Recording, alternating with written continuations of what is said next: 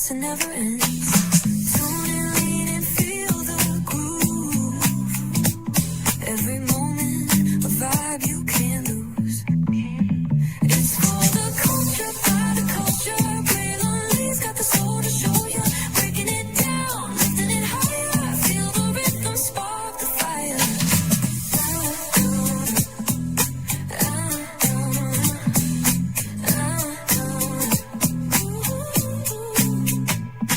Hear the whispers in the city's hum, echoes of stories where we're from. A beat, a step, a voice so clear, the pulse of us, it's all right here. We got soul, we got flavor, every moment is a savior, every experience is an overcomer.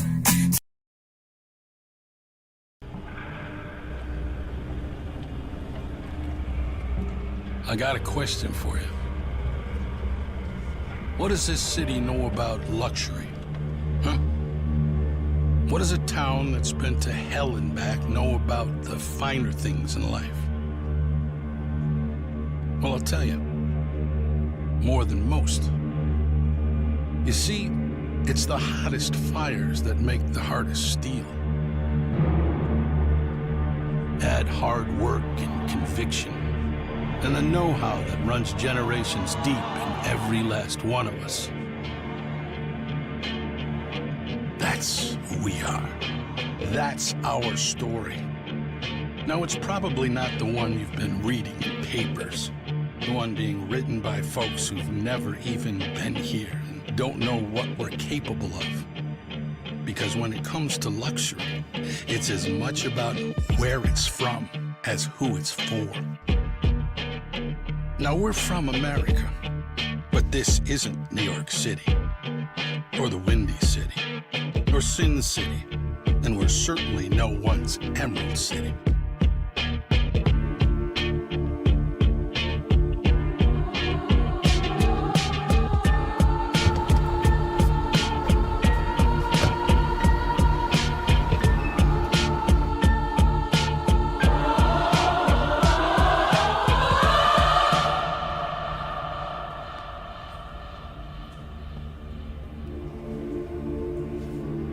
This is the Motor City, and this is what we do.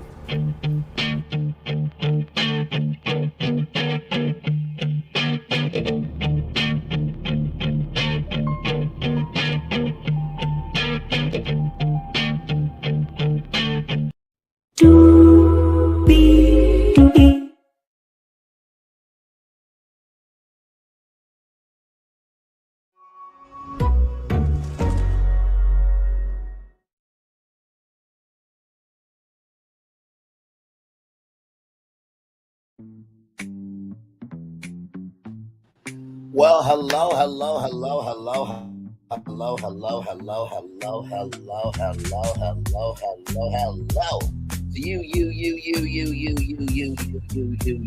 You. Welcome into another edition of Braylon's Virtual Tour Live. We are live on tour, and this tour very close to home because, as you know, for over 1,000 live streams, 1,000 shows, 1,000 tours, this virtual car right here has taken us to some of the hottest destinations that you all have been traveling to virtually, of course, to give your thoughts, your opinions, your perspectives on what's going on in the culture of the culture and by the culture, right?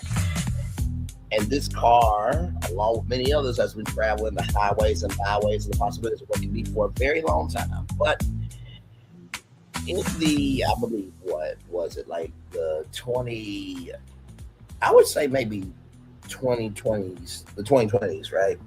Pandemic time, right? There was a shift that happened where people were going from sedans to crossovers and SUVs. And then we had the EV revolution. Now, that's still going on. Like I've said, and I will stand by this, I believe that if Nissan turns the Aryia into a gas-powered car, it's game over. And Nissan will be in an echelon that they've never been in before, okay? So I'm just going to say that right now. I've been saying that for a while. But there's this conversation that is percolating. Hey, good sir, welcome in. There's this conversation that's percolating about a sedan comeback. And I'm going to show you some sedans that I believe should make a comeback. I'm going to give you my reasoning for all of them as well. So, with Eminem and the amazing choir introducing us in, of course, let's get to it. Because that's right, rev up your engines for sure. Because higher is waiting, low is available. But either way, we got to go on tour. Yes, indeed, we do. Let me take down this iconic intro here. You see that virtual tour background? Yes, you do. You hear that virtual tour music? Yes, you do. And then there is me. Hey, everybody. Welcome in. Glad to have all you here. So if you all remember, I believe it was this week or last week, we talked about smart, right? And the smart compact cars. There was the Smart 4.2 and the Smart 4.4, right? And I talked about how Smart is coming out with their first sedan. So let's take a look at that.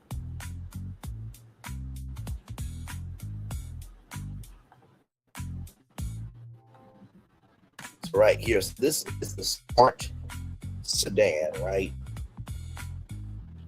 Not bad. Not bad. Not bad, right? I honestly feel like this is Bumblebee's brother,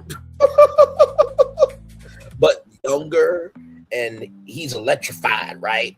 And Bumblebee is like the Chevrolet Camaro. So just wanted to showcase this to you all here.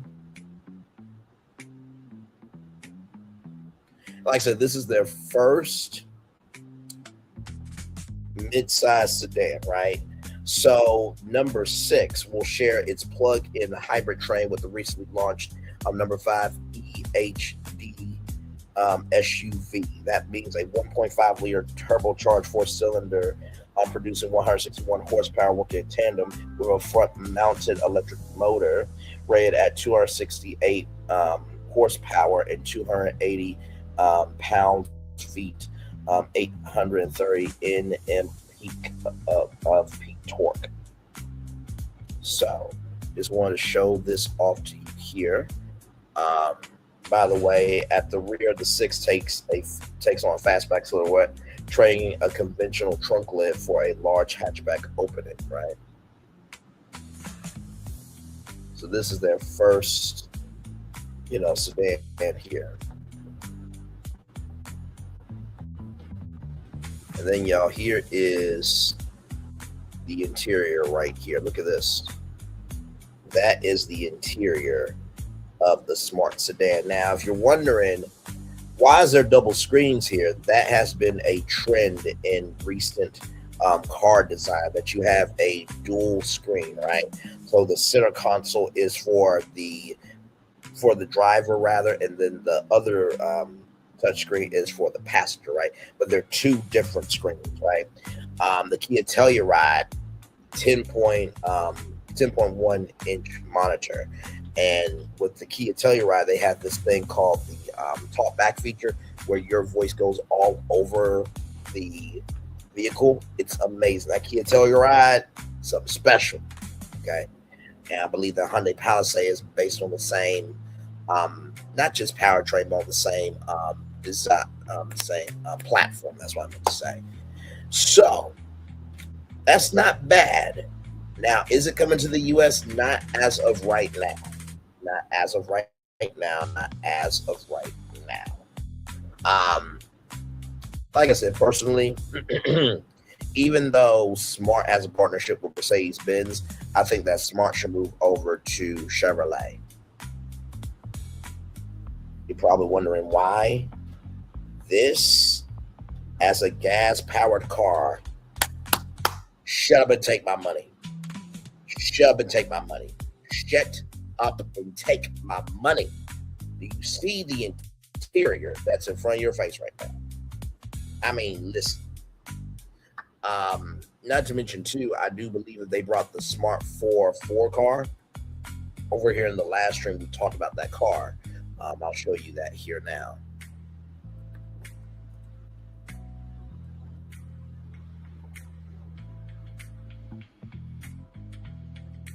Now, they brought this over as well. Okay, they brought this over as well. I think it would do well. I think it would do very, very well. And this is the interior right here of the Smart 4.4, and that's an electric one. And this is the back of the Smart 4.4. Now, of course, it's got 4 seats, but you can remove that seat for a fifth seat there. But I think if Smart brought this over, and then they brought this design right here, this interior, this sedan, this interior, have all the colors, game over. Game over.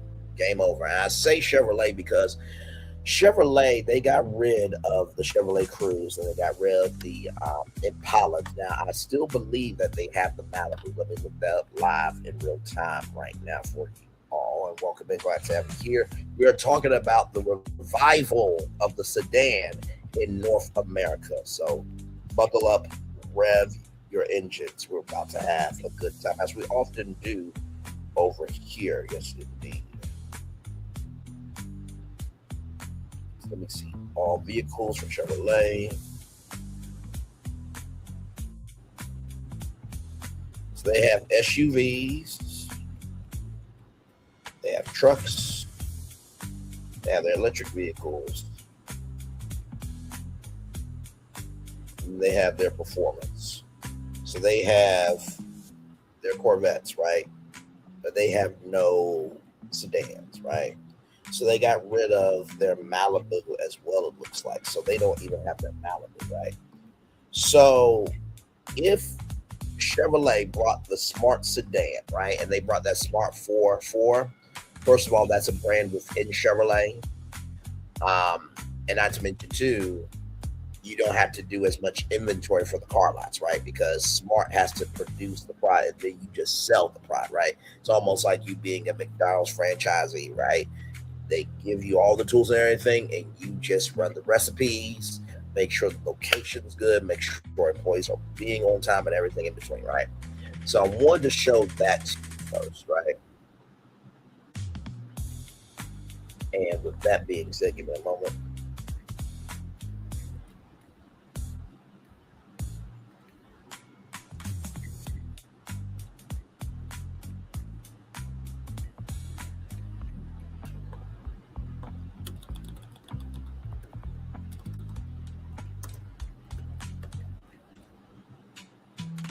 There we go. That's what I need there. And also, too, Nissan is trimming up their global car lineup, right? So, like I said, do not know if they are getting rid of their Sentra, their Maxima, their Ultima. They should not get rid of their Ultima. They should not get rid of their Sentra. They should not get rid of their Maxima. Their Maxima is their 4-door sports car.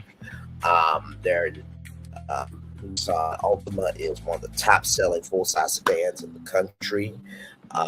Their Sentra is a good compact-size sedan. Now, they did get rid of their Versa, which is a sub-compact sedan. But if the Smart vehicle got over to Chevrolet, then they would bring back the Versa. So I want to bring all your attention rather, to a video from CNBC. Give me a moment here. We are live on tour, so anything and everything can happen. So just give me some time here. CNBC.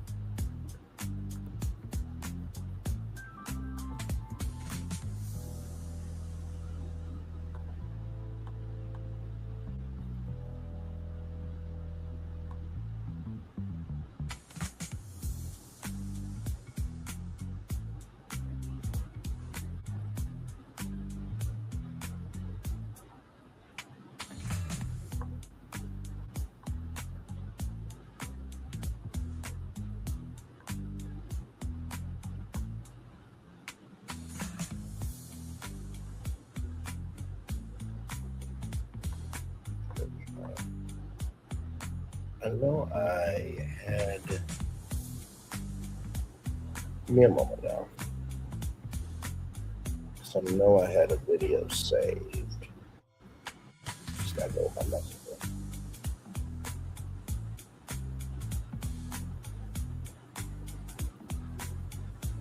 And I know it as soon as I see it. I'm sure y'all have had that before. You sent so much stuff to yourself. It's like, yeah, I know exactly what it is here.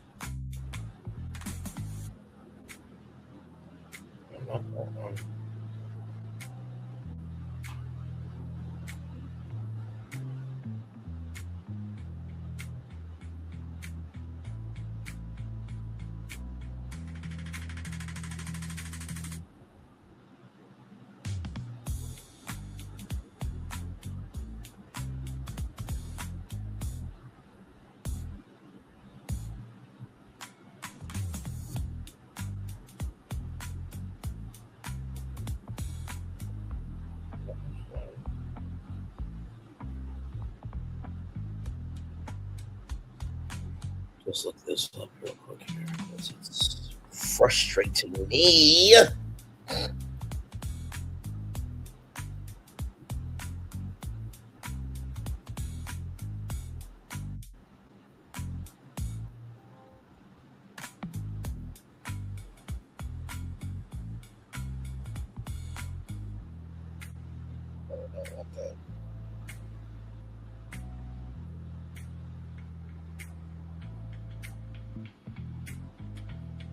I'm so sorry. I know exactly what I'm looking for.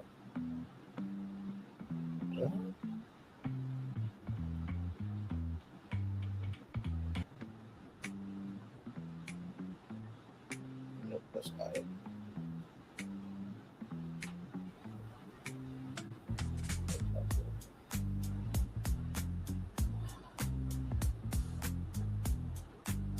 That's not it either.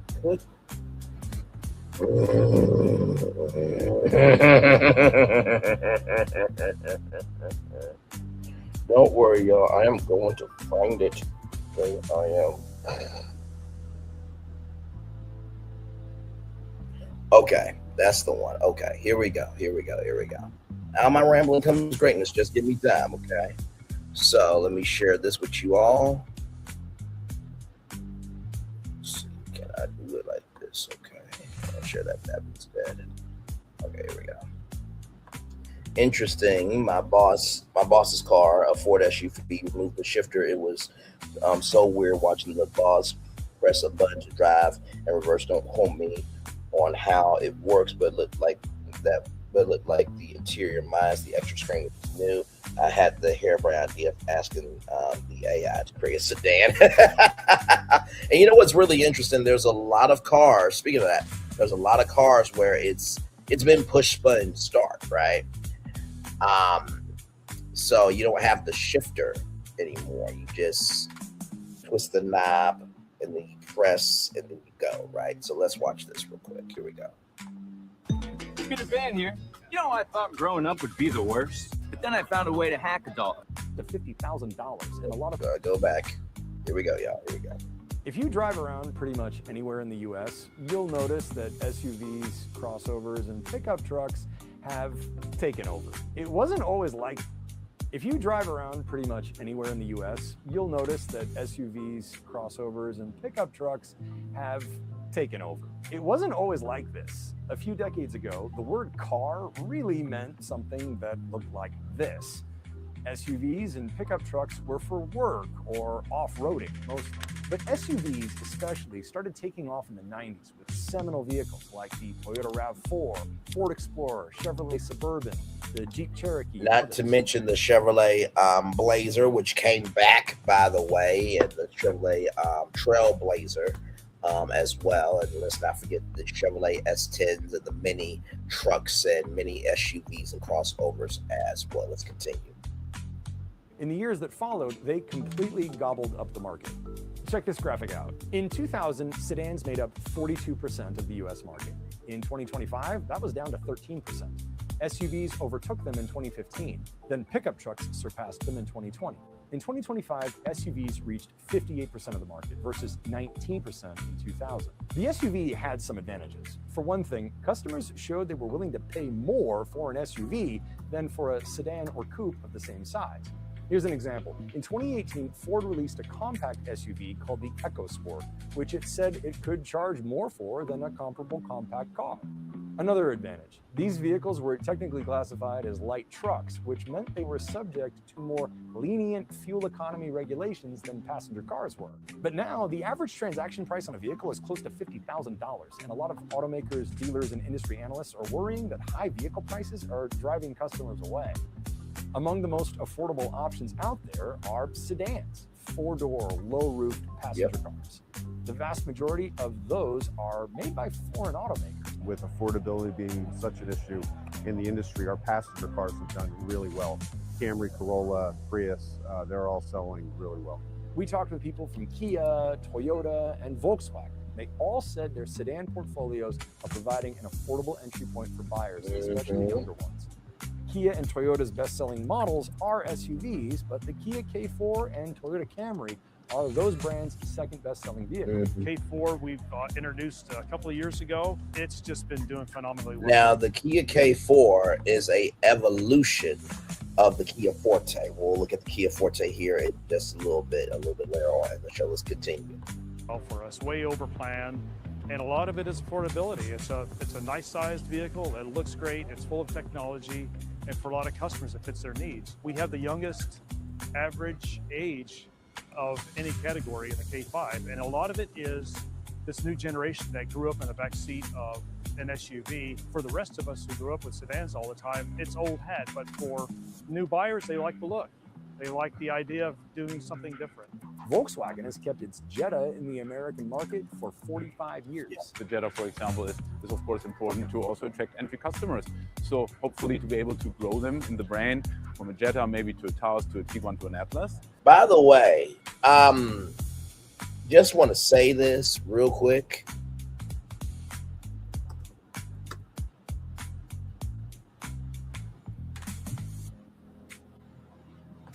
In Volkswagen, you ought to do this. You really ought to do this. And listen, you can do what you want to do. But hello, right here. Let me pull it up for y'all right here. Open image, a new tab. If y'all don't do this, and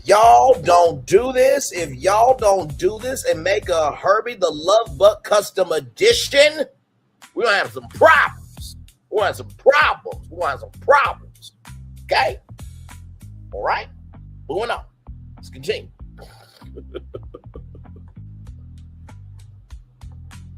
So this is also the logic behind it. Auto industry analyst Stephanie Brimley of S&P Global Mobility said it's doubtful sedans are ever going to return to what they were in their heyday. But affordability and the lure of something different might continue to attract customers. And there is something else. The National Highway Traffic Safety Administration is revising that regulatory change on fuel economy standards that favored SUVs. At least some crossovers might no longer be considered light trucks. While the government is loosening fuel economy regulations overall, the reclassification of those vehicles might incentivize automakers to build more sedans and coupes again. And that could be a tailwind for those segments. Yes, indeed, it could.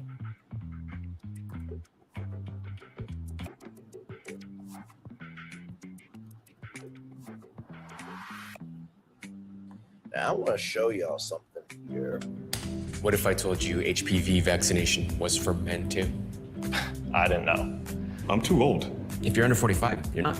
If you're I want to show y'all this. This is the BMW 1 Series sedan, no longer China exclusive, launched in Mexico.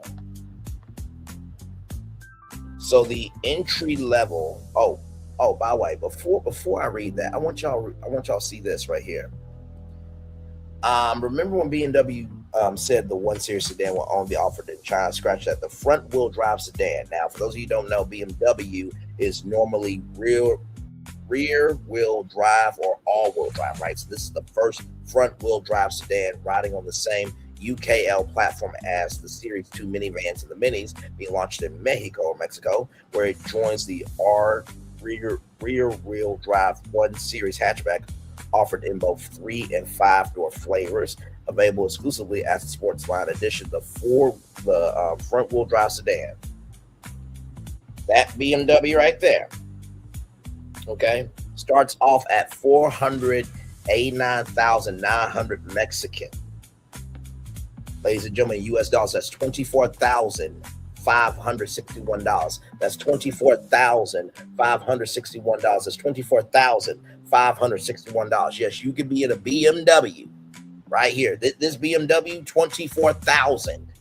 Okay, $561. That's not a bad price for a luxury car. Okay, that listen, you ain't gonna get no cheaper than that for a BMW. You just ain't.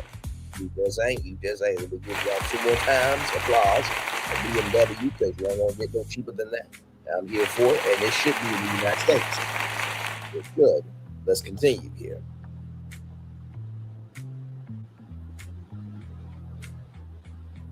So the entry-level 1 Series sedan, known locally as the 118 i8 sedan sport line, is motivated by a turbocharged 1.5-liter engine, developing 136 horsepower and 162 pound-feet of torque, 220 newton meters of torque. The 3-cylinder mill is hooked up to a 6-speed automatic gearbox, enable a sprint to 62 miles per hour in 9.4 seconds, electronically governed top speed of 132 miles per hour. If that seems a bit slow, then you have to step up to the 120 i8 sedan sports line with its turbocharged 2.0-liter engine and a starting price of $28,571.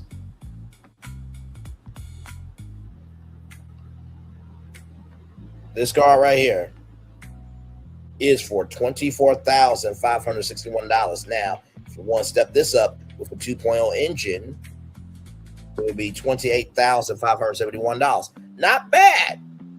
Now, in that video we just talked about with CNBC about the affordability, right, of the sedan. Now, hey, Florence, welcome in, good sir. Now, as we know, crossovers and SUVs, they can be pricey. They can be $40,000, $50,000, but also, too, you got to think about customization and all that stuff as well, right? So,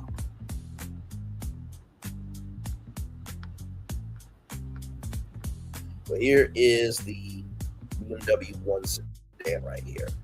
Okay, so this is it right here. So let's...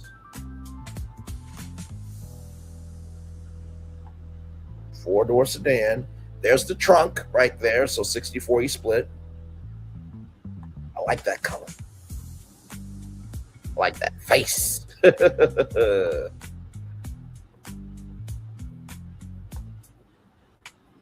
That's the interior.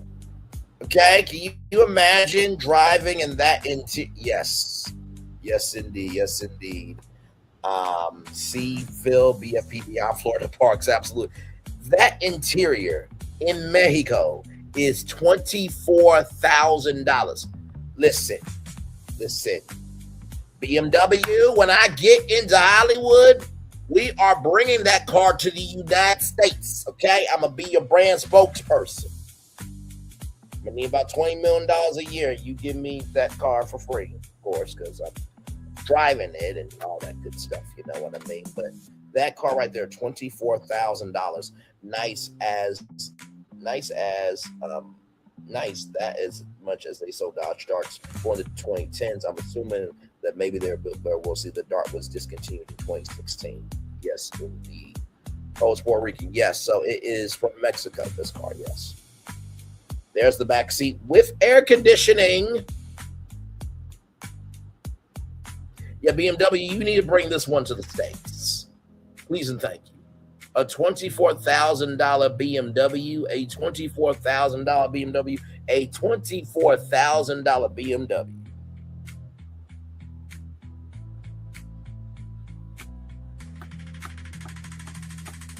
Yes, let's look at the back seat one more time here. Let's go back. Like, come on. Not to mention a shot that both seats have a seat back so you can store stuff, because usually the driver's side in most cars in the U.S. do not have that anymore. And air conditioning. That can be for USB, USB-C, And then, of course, right here, you know, is the armrest. But if you want to get fancy, you can have heated and cold cup holders right there. Let's look at the front one more time. Yes, I keep up with everything, okay? Bring it so I can sit in Uber. Can you imagine being Ubered in this? Like, this is nice. It should cost $24,000. What'd you say? 24,000. BMW, bring this to the States, okay? Bring that to the States.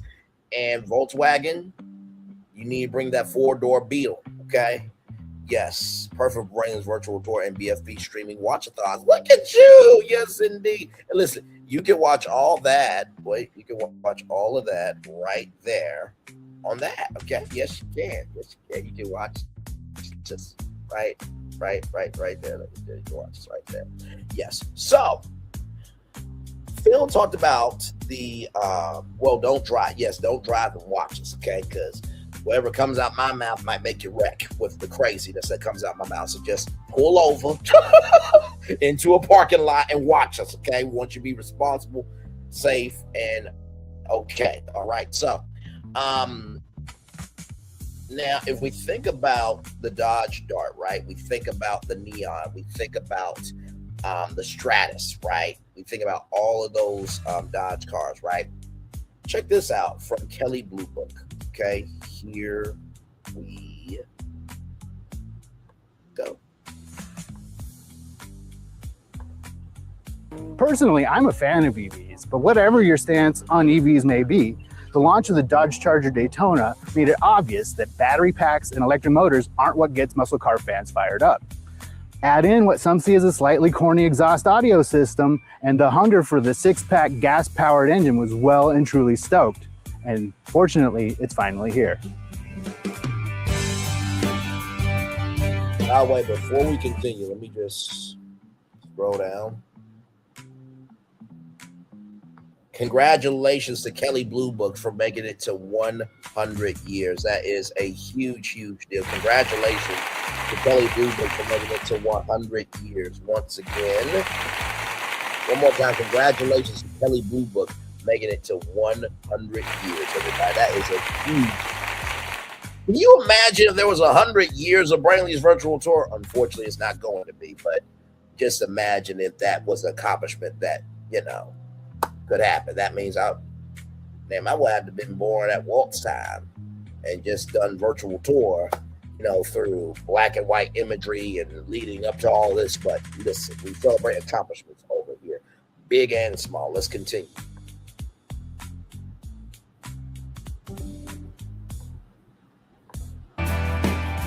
The 2026 Dodge Charger lineup gives you choices. It starts with the RT, making 420 horsepower from the 6-pack standard output engine. Now, see, that's $51,990. Back to this for $24,000. Do you see why sedans need to make a comeback? Let's continue. And it starts at $51,990, including destination fees. Next up is the Scat Pack with 550 horsepower from its high output 6-pack engine, and it starts at $56,990. At the top of the range, you've got the all-electric Daytona Scat Pack with 670 horsepower starting at $61,990. 2 doors are 4, gas or electric. That's your. Wait a minute. I know what you think. Wait, what? Let's go back. Horsepower starting at $61,990. 2 doors are 4, gas or electric. That's your. One more time. $61,990. 2 doors are 4, gas or electric. You saw that, right? That's yours. 4-door. By the way, the thumbnail that you guys saw is a 4-door Chevrolet electric Camaro. Yeah. Reminds me of my former Dodge Avenger. I miss it, rip car. You never ever, don't you dare spice recon one on the interstate. Oh, please don't. Please don't. You never know what they're working on. Hologram technology, now that part. But by the way, hologram technology in the world of Disney which by the way, y'all, just because we respond to what's happening, just want y'all know, breaking news, okay, this came out an hour ago. It was a members first, but Universal Epic Universe preps huge fireworks show at nighttime hours. Okay, so that's being alleged right now. Okay, so that's some breaking news there. BFP, we will cover it and give our take on it. Actually, we've been ahead really of everybody else because we've been saying that this is just a side conversation here, but we've been saying that extracelestial hours could be a thing, right? Of course, we knew they were going to do a nighttime show because they were actually testing out the projection technology, because there was a bird flying through water. Okay, it was a water projection of a bird. But side conversation, just want to bring that up because we respond to the culture of the culture about culture in real time. Let's continue with Dodge. Here we go.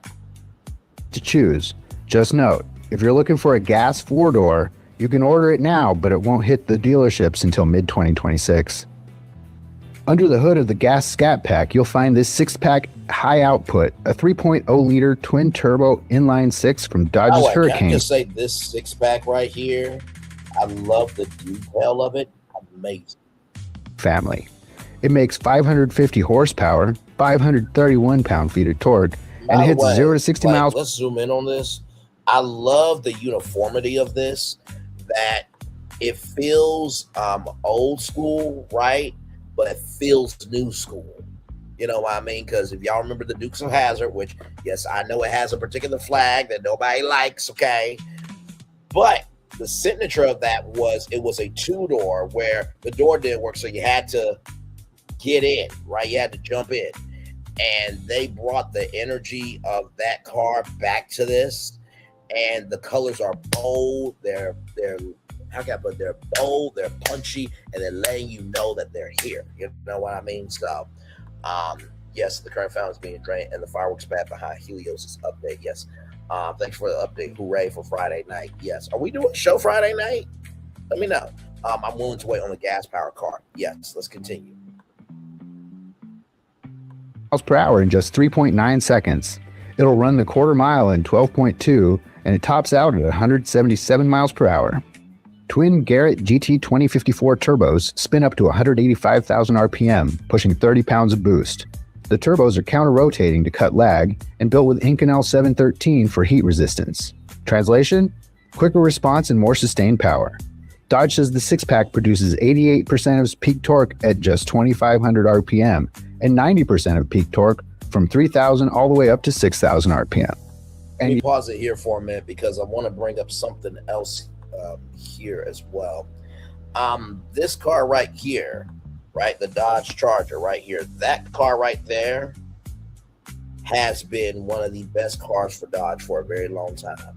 So there's that face there with the snake grill there, or the snake nose, and then right here, Dodge Charger was named most loved full-size sedan in America by Strategic Vision.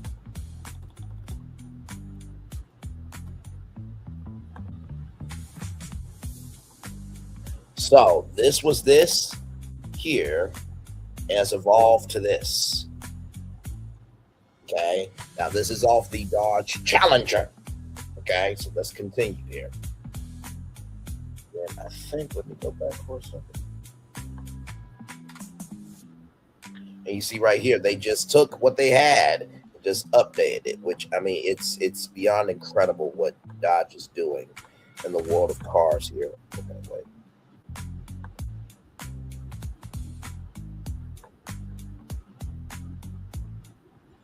And then here's the Dodge Dart right here. Now, this car actually did sell pretty good. I'm not going to say here in front. Not to mention, I love the tail of that. Like when you saw that red, you knew it was Dodge. Let's continue. Yeah, that dual mode exhaust sounds as good as it looks. Here's the party trick. The Charger is the only muscle car with all-wheel drive and on-demand rear-wheel drive. Let me say that 2 more times. Or let Kelly Boo Book say that 2 more times. Here's the party trick. The Charger is the only muscle car with all-wheel drive and on-demand rear-wheel drive. One more time. Just one more time. Here's the party trick. The Charger is the only muscle car with all-wheel drive and on-demand rear-wheel drive.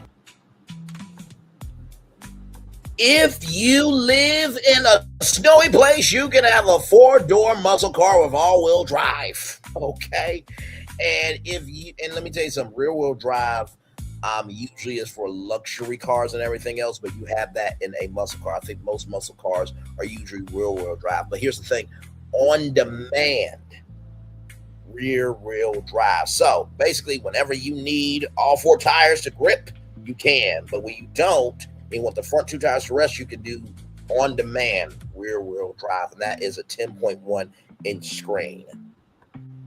Let's continue.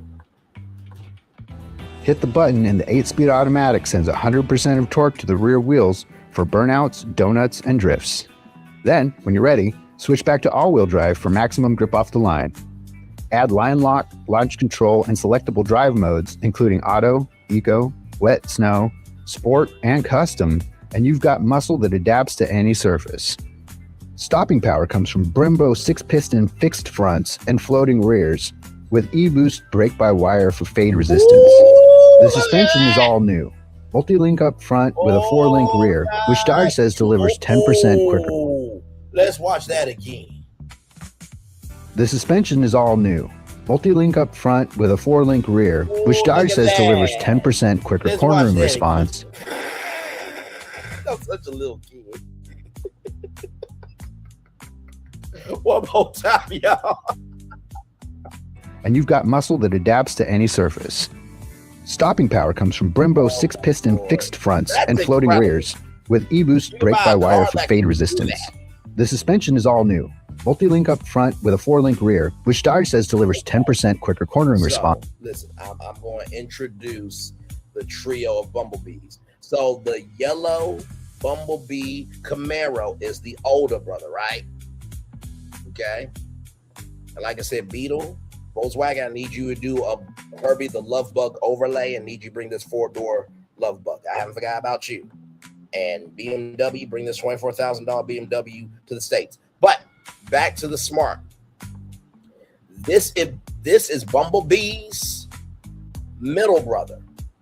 Okay? This is Bumblebee's middle brother. You want to know who's the younger brother? You want to know who's the younger brother?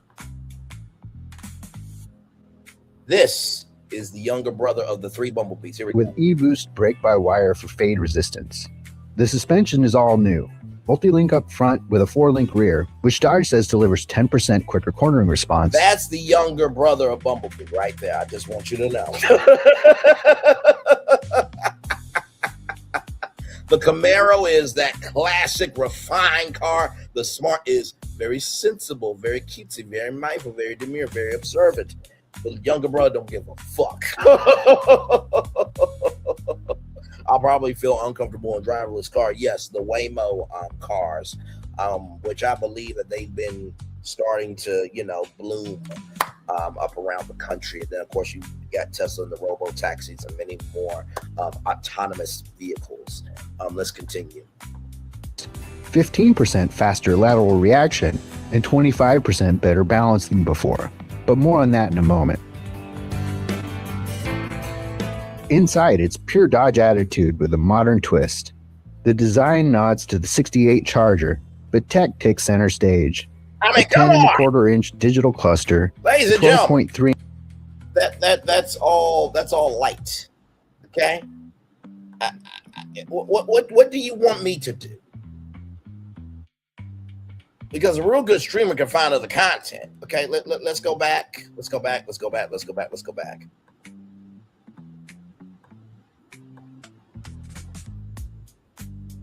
Attitude with a modern twist. Inside, it's pure Dodge attitude with a modern twist. The design nods to the '68 Charger, but tech takes center stage. A 10.25-inch digital cluster, a 12.3-inch center screen, attitude with a modern twist. Inside, it's pure Dodge attitude with a modern twist. The design nods to the 68 Charger, but tech takes center stage. A 10.25-inch digital cluster, a 12.3-inch center screen, and available attitude adjustment lighting with 64 colors that react to drive modes and even door openings. Colors. The flat top, flat bottom wheel feels race ready, and the pistol grip shifter sits next to an available wireless charger. Seats?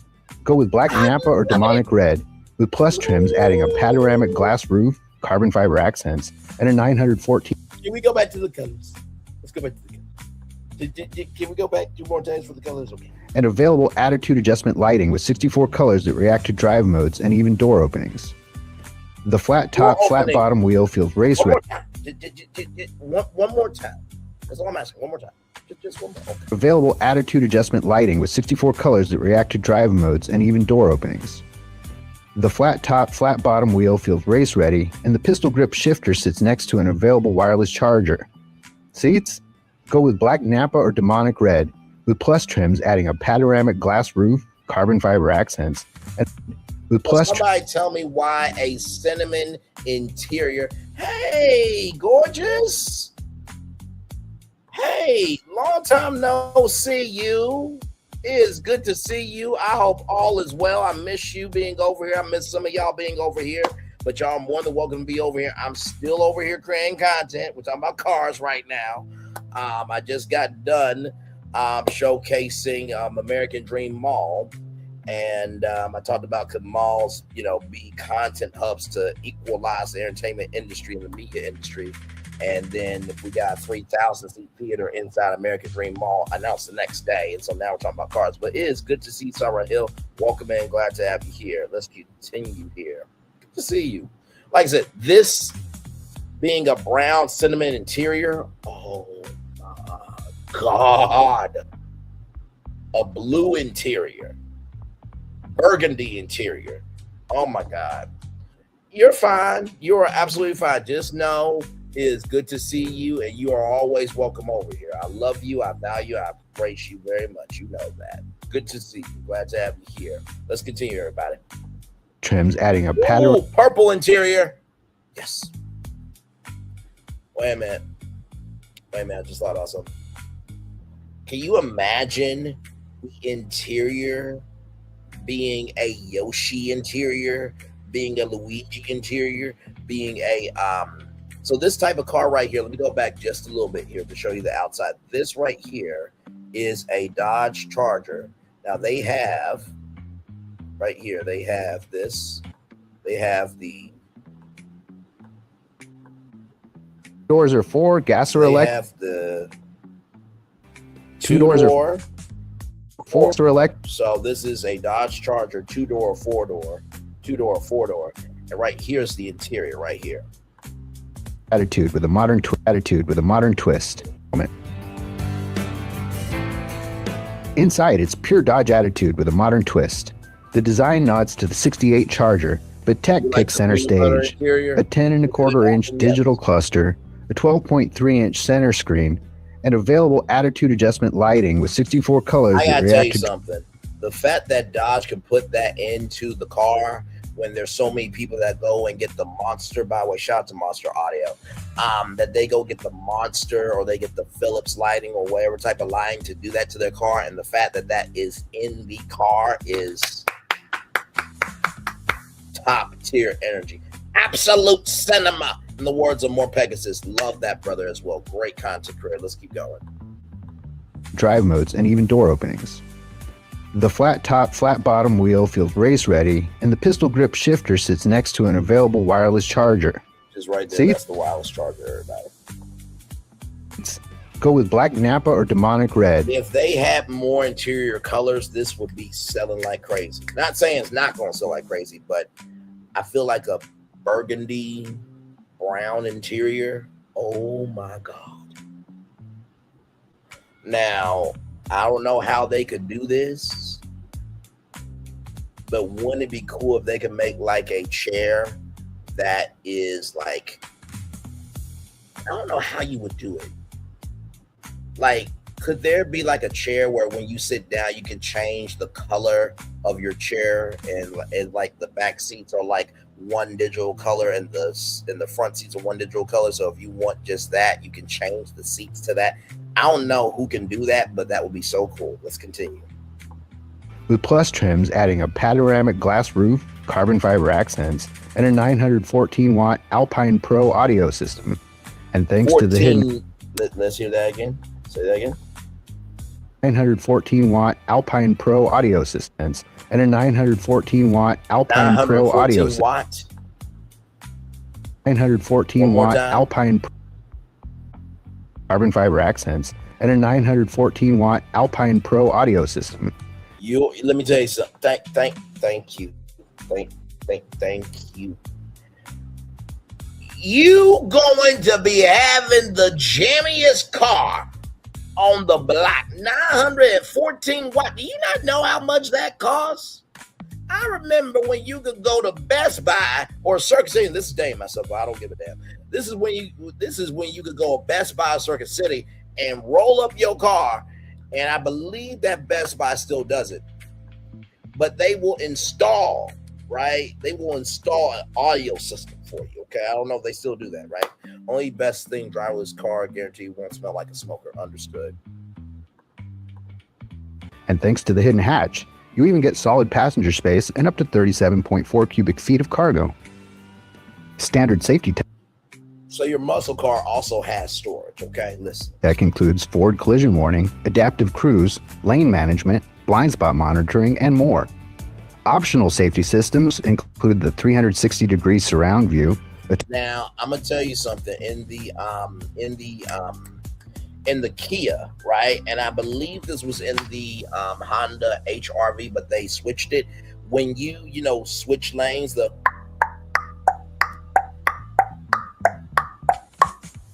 they have like two gauges. It's digital gauges. When you switch, there's a camera that shows your blind spot, right? Like a live, real in-time camera. It is amazing. Interior is great. I'll choose a cloth interior seats. Alpine Pro system was great in the adventure. And hello, Sarai Hill. Welcome in. Gorgeous. Glad to have you here. Let's continue. A tire-to-curb camera, a head-up display, and blind spot video when signaling. See? Blind spot live camera. That's been happening a lot more of the, everyday brands. It's been a long wait, but muscle car fans could finally stop holding their breath. This is the 2026 Dodge Charger Scat Pack, and right over there is the tail of the dragon. We're gonna find out if this thing has captured the magic that the electric ones seem to have missed. With all-wheel drive confidence, rear-wheel drive fun, and that six-pack hurricane punch, the Charger definitely feels engineered for everyday muscle and weekend mayhem. Flogging the big car up and down the tail of the dragon, a place where no muscle car should really feel at home, showed that Dodge has really put in the work to make this nearly 5,500-pound beast handle like it should. Woo, baby! Oh, yeah. Oh, yeah. After a full day flogging the 2026 Dodge Charger Scat Pack with the six-pack gasoline engine up and down the tail of the dragon and burning plenty of rubber with it, it's clear Dodge has finally hit the notes that muscle car enthusiasts have been looking for. If you want to see more about our thoughts on this car, be sure to like, comment, and subscribe to Kelly Blue Book. Thank you, Kelly Blue Book. So listen, Dodge, you did your thing. I gotta give it to you. Listen, Dodge, call Braylon Lee, okay? Dodge and Braylon Lee go together. Because my last name is L-E, and Dodge has a and you follow what I'm saying. Wait a minute, hang on, y'all. I'm getting a virtual call. Really? You really want to do? We're live right now. You motherfucker. Okay, fine. Give me a moment, y'all. Apparently, this guy loves Dodge as well, and just has some things that he would like to say. Okay, so give me a moment. Okay, so this guy has to come in. Go ahead, talk about the Dodge Durango. I'm live. You being a broadcaster, you would think you would have some decency, some order, and some damn decorum. Go ahead. God. Elegance. Sometimes the luxurious things in life are... Hey, what are you doing? Get out of here! Get out of here, you dumb dancers! They just saw a I've nice told them scene. 100 times they can't dance in here. I told you 100 Bunch of times not dirty to interrupt dancers. my damn life, but somehow you're doing it. There's nothing that gets me more ticked off as a bunch of dirty, irresponsible dancers dancing in front of my Dodge Durango. Jesus Christ. I don't like dirty anchors messing up my spot when I'm live, damn it. Okay, go ahead.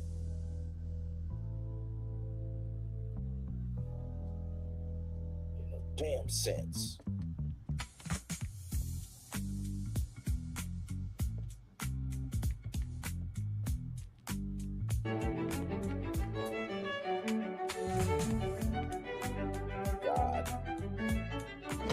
Ah! Get out of here! Get off my set! You know, a lot of people will tell you about the Dodge Durango's available Hemi V8 engine and 360 horsepower, but I'm the only one with the guts to tell you about the glove box. 0.1 cubic feet of storage, 12-volt light bulb, all in beautiful injection molded thermoplastic olefin. Comfortably fits 2 turkey sandwiches, 6 ball-peen hammers, 70 packs of gums, 20 rulers. This thing goes on for inches. Starting to get the picture? Oh yeah, this glove box I've been talking about? It comes standard.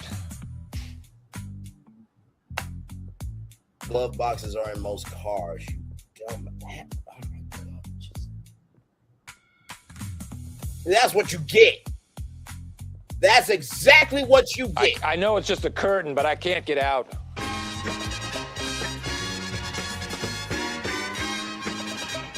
You know, a lot of people will tell you about the Dodge Durango's available Hemi V8 engine and 360 horsepower, but I'm the only one with the guts to tell you about this glove box. 0.1 cubic feet of storage, 12-volt light bulb, all in beautiful injection molded thermoplastic olefin. Comfortably fits 2 turkey sandwiches or 70 packs of gum. Say what? Look, I'm not lying. Why are you being wasteful? Gum for days. Is this a gumball machine? No, it's a Dodge Durango. What the hell is wrong with you? On my right is the new Dodge Durango with up to 360 horsepower. On my left is 1 horse with 1 horsepower. That makes you feel pretty dumb, doesn't it? This thing is literally 360 times more powerful than you. Yeah, that horse kicks your ass. Look Don't at you say a damn word. There you have it. Horse just 360 times just better than a horse. Staring contest, go. I win. On my right is the new Dodge Durango. She's got it all, including 25 impegus highway. What? Impegus. miles per gallon, you Impegus? Impegus. Impegus? 25 impegus. I'm saying it right, but it just doesn't sound No, familiar. you're not. My God. All right, Ron, I gotta get back to my show. Oh my, I'm sorry, y'all. I am no decorum. No decorum whatsoever.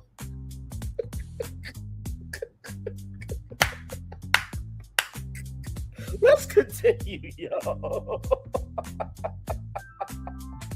So let's get to this right here. Oh my God. Okay, so here we go from Autoblog.com. Sedans are making a comeback in America. Most American automakers have abandoned sedans in recent years, but it looks like those are coming back in a big way soon. That is the Ford Montenero car that is overseas. Everybody, let's continue.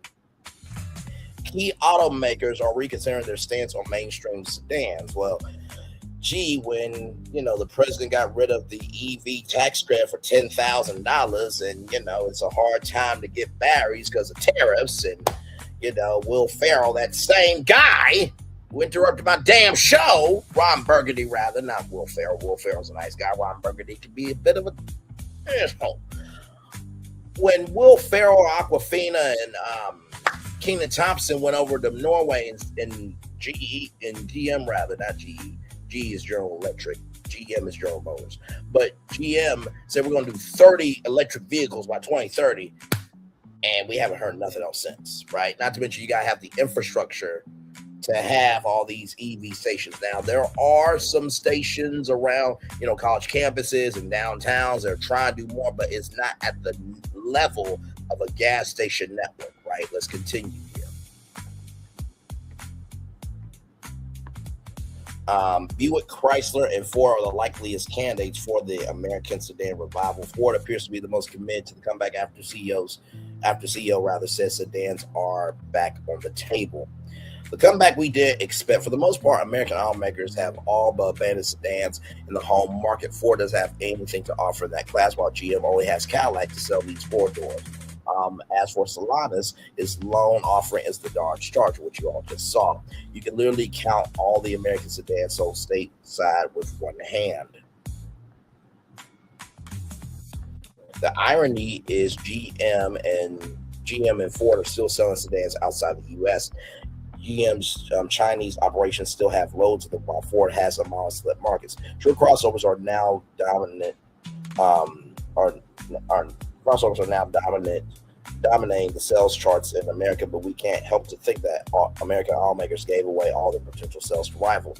Lately, though, there's been a turnaround with rising average new car prices. Ford's lines, in particular, are looking to either reintroduce or introduce more sedans to their respective rosters. Even GM wants out of the fun by the looks of things.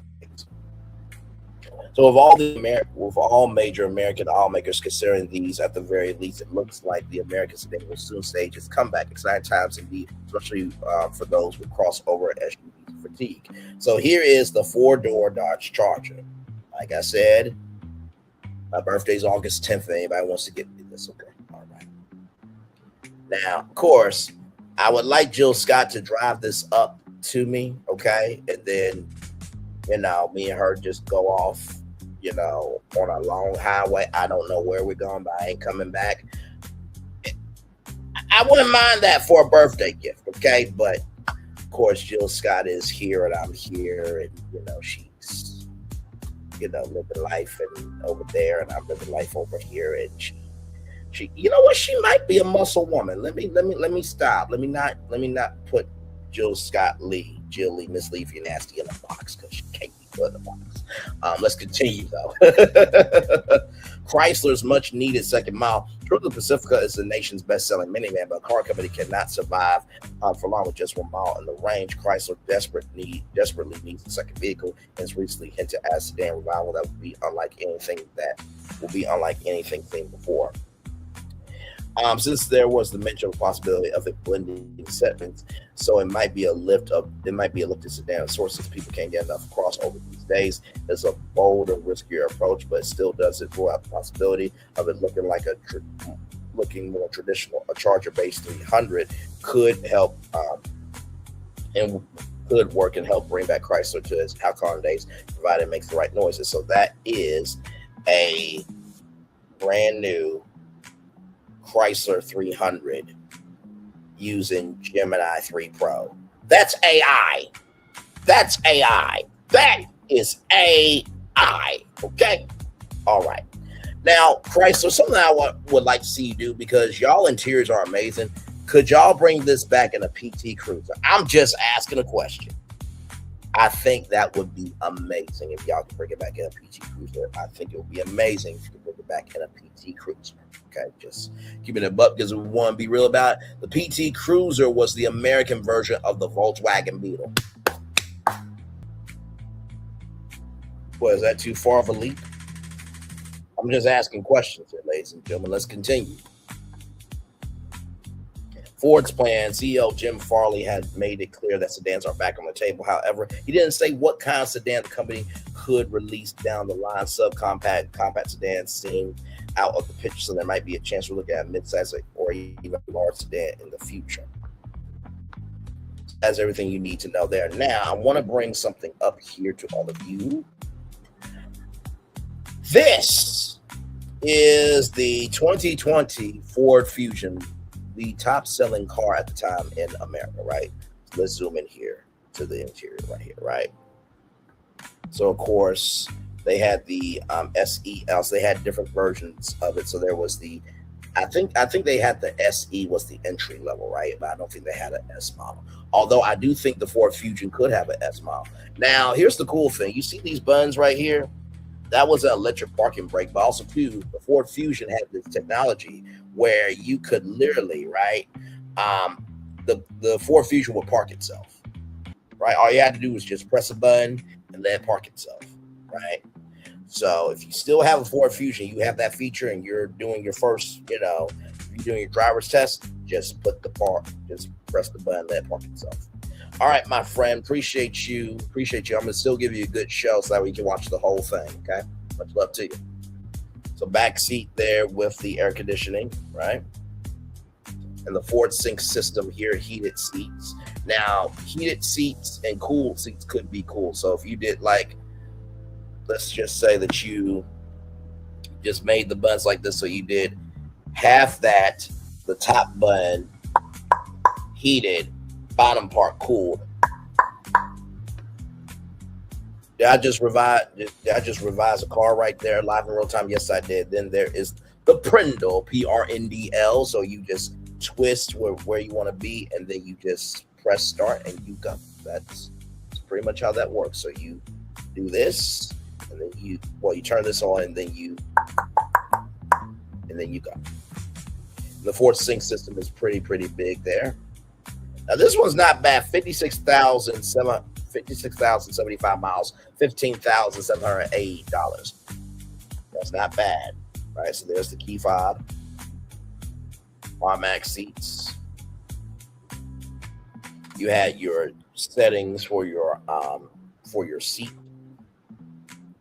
Mac windows there. There you go.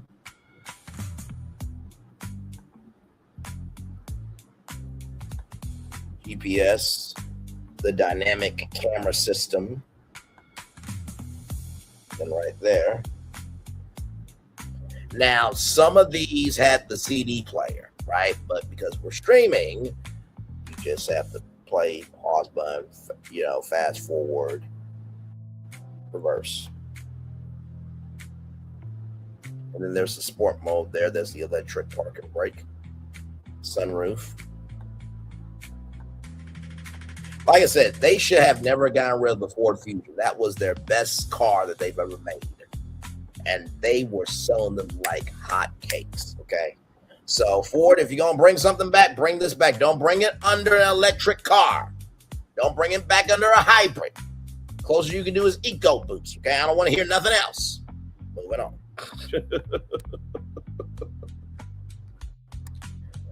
So with that being said, let's continue here with Ford, since I brought, I need that back.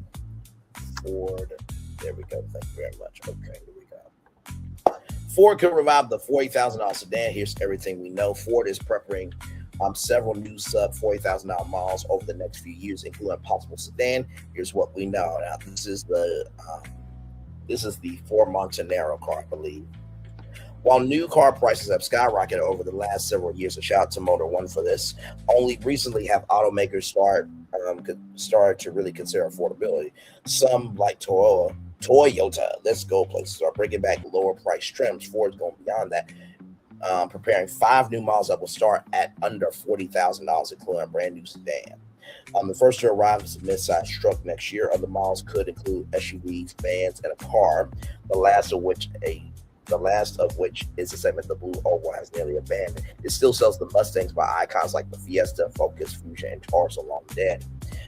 Details about the new sedan are scarce. All we know is that last year, Ford CEO Jim Farley proclaimed that the automaker's #1 rule was no boring products. That's a great creed to have, but we are interested to see how that translates into the sub $40,000 sedan. While the new car is still a few years away, here's everything we need to know about Ford's upcoming sub $40,000 sedan. Now, here is the Fusion. This is a sedan rendering. Now, let's go back right to the Ford Fusion here. Let's go back. Not bad. Not bad. Just updated. And not to mention, dude, it's got a little bit of muscle car energy right here. Now, those could be exhaust there, but if you remember the Kia Forte, they also had the turn signals at the bottom of the car. But let's keep going. I like that. The Ford Fusion is the first name that comes to mind. It seems hard to believe that Ford would completely abandon it for something new, but that might actually be the case. When Ford announced the 5 new vehicles, they also said that they were going to sell fresh names. Last year, Ford posted a job for a nomenclature strategist. Rather, it was looking for someone who could deliver names that are not only memorable but meaningful, but aligned with a broader brand architecture and legally viable. So the automaker should have expertise in creating something new if it wants. But the Fusion seemed like it would be an easy one. Yeah, I would just bring back the Fusion. Like, here it is. Like, what we talking about? On the words of that little Luna, what you talking about? It's unclear what direction Ford will take with the sedan's design. There's a good chance that the automaker will borrow style and cues from the Chinese market, Mondeo, which are rendering mimics. But it's unclear what size sedan Ford will make. We're expecting it would be a mid-size offering. Could I suggest to y'all that maybe this is the full-size sedan, right? And then you take this and make it a mid-size, and then you take that and make it the compact. Then you take that and make that the subcompact. So keep whatever face this is with this and just making it each one. There it is. Thank you. Thank you. Thank you. That's what I'm here for. Let's continue. Our sedan has slim lighting elements, front and rear, a Taurus-like grille, and a fastback-like roof. Inside the sedan could have at least 2 screens, that dual screen thing that we've been seeing in a lot of cars recently, with a possible third one for the passenger. So you mean seat backs, like digital seat backs, like in airplanes? That could be a thing. I remember the Chevrolet Venture had that. I remember the Malibu Max also had the headrest where you can have it installed. Well, not just have those installed, but the CD player would, be up top, and then you can just bring the screen down and just insert the CD there. And also, too, let's not forget the Chevrolet Venture. And there was a Warner Brothers edition. I remember it because it was a silver logo with Bugs Bunny. I used to get that brochure at Bell Chevrolet in Little Rock, Arkansas. Okay, that's in West Little Rock. And then, of course, the Chevrolet Uplander as well. Let's continue. If Ford infuses the model with some Chinese technology, the automaker could offer something more restrained to keep the price down. What platform will ride on? Ford could build its new sedan on its existing C2 platform, but nothing is confirmed. The architecture already underpins an assortment of current Ford Motor Company models, including the Maverick and Chinese name Mondeo, which should provide the automaker opportunities to offer a new model in the United States without high development manufacturing costs.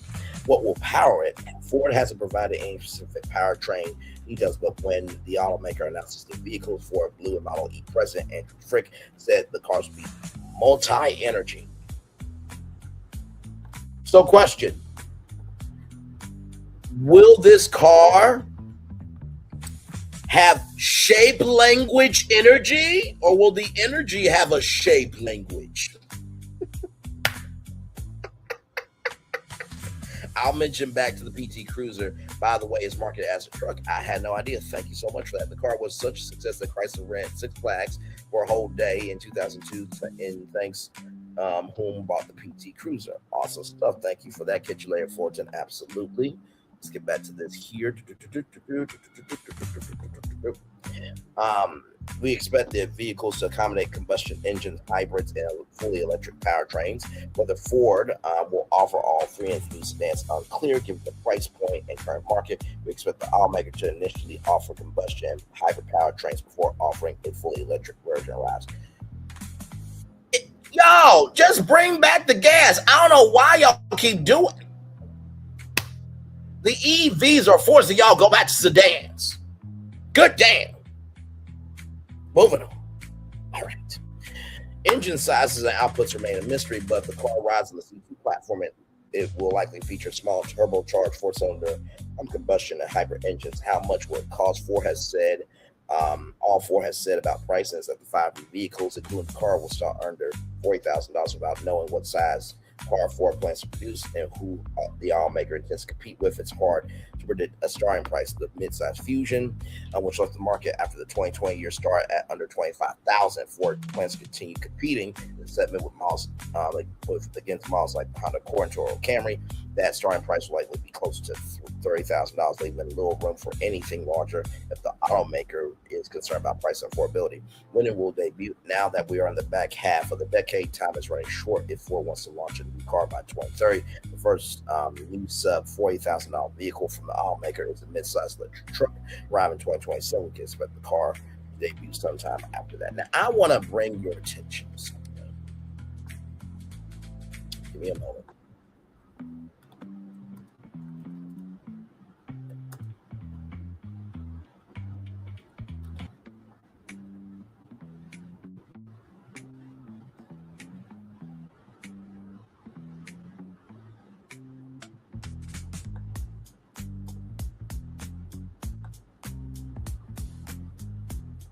This came out in 2023. But I just want y'all to see this. Okay, now this might change your mind about Toyota a little bit. It did for me. I've always believed Toyota is amazing, but yeah.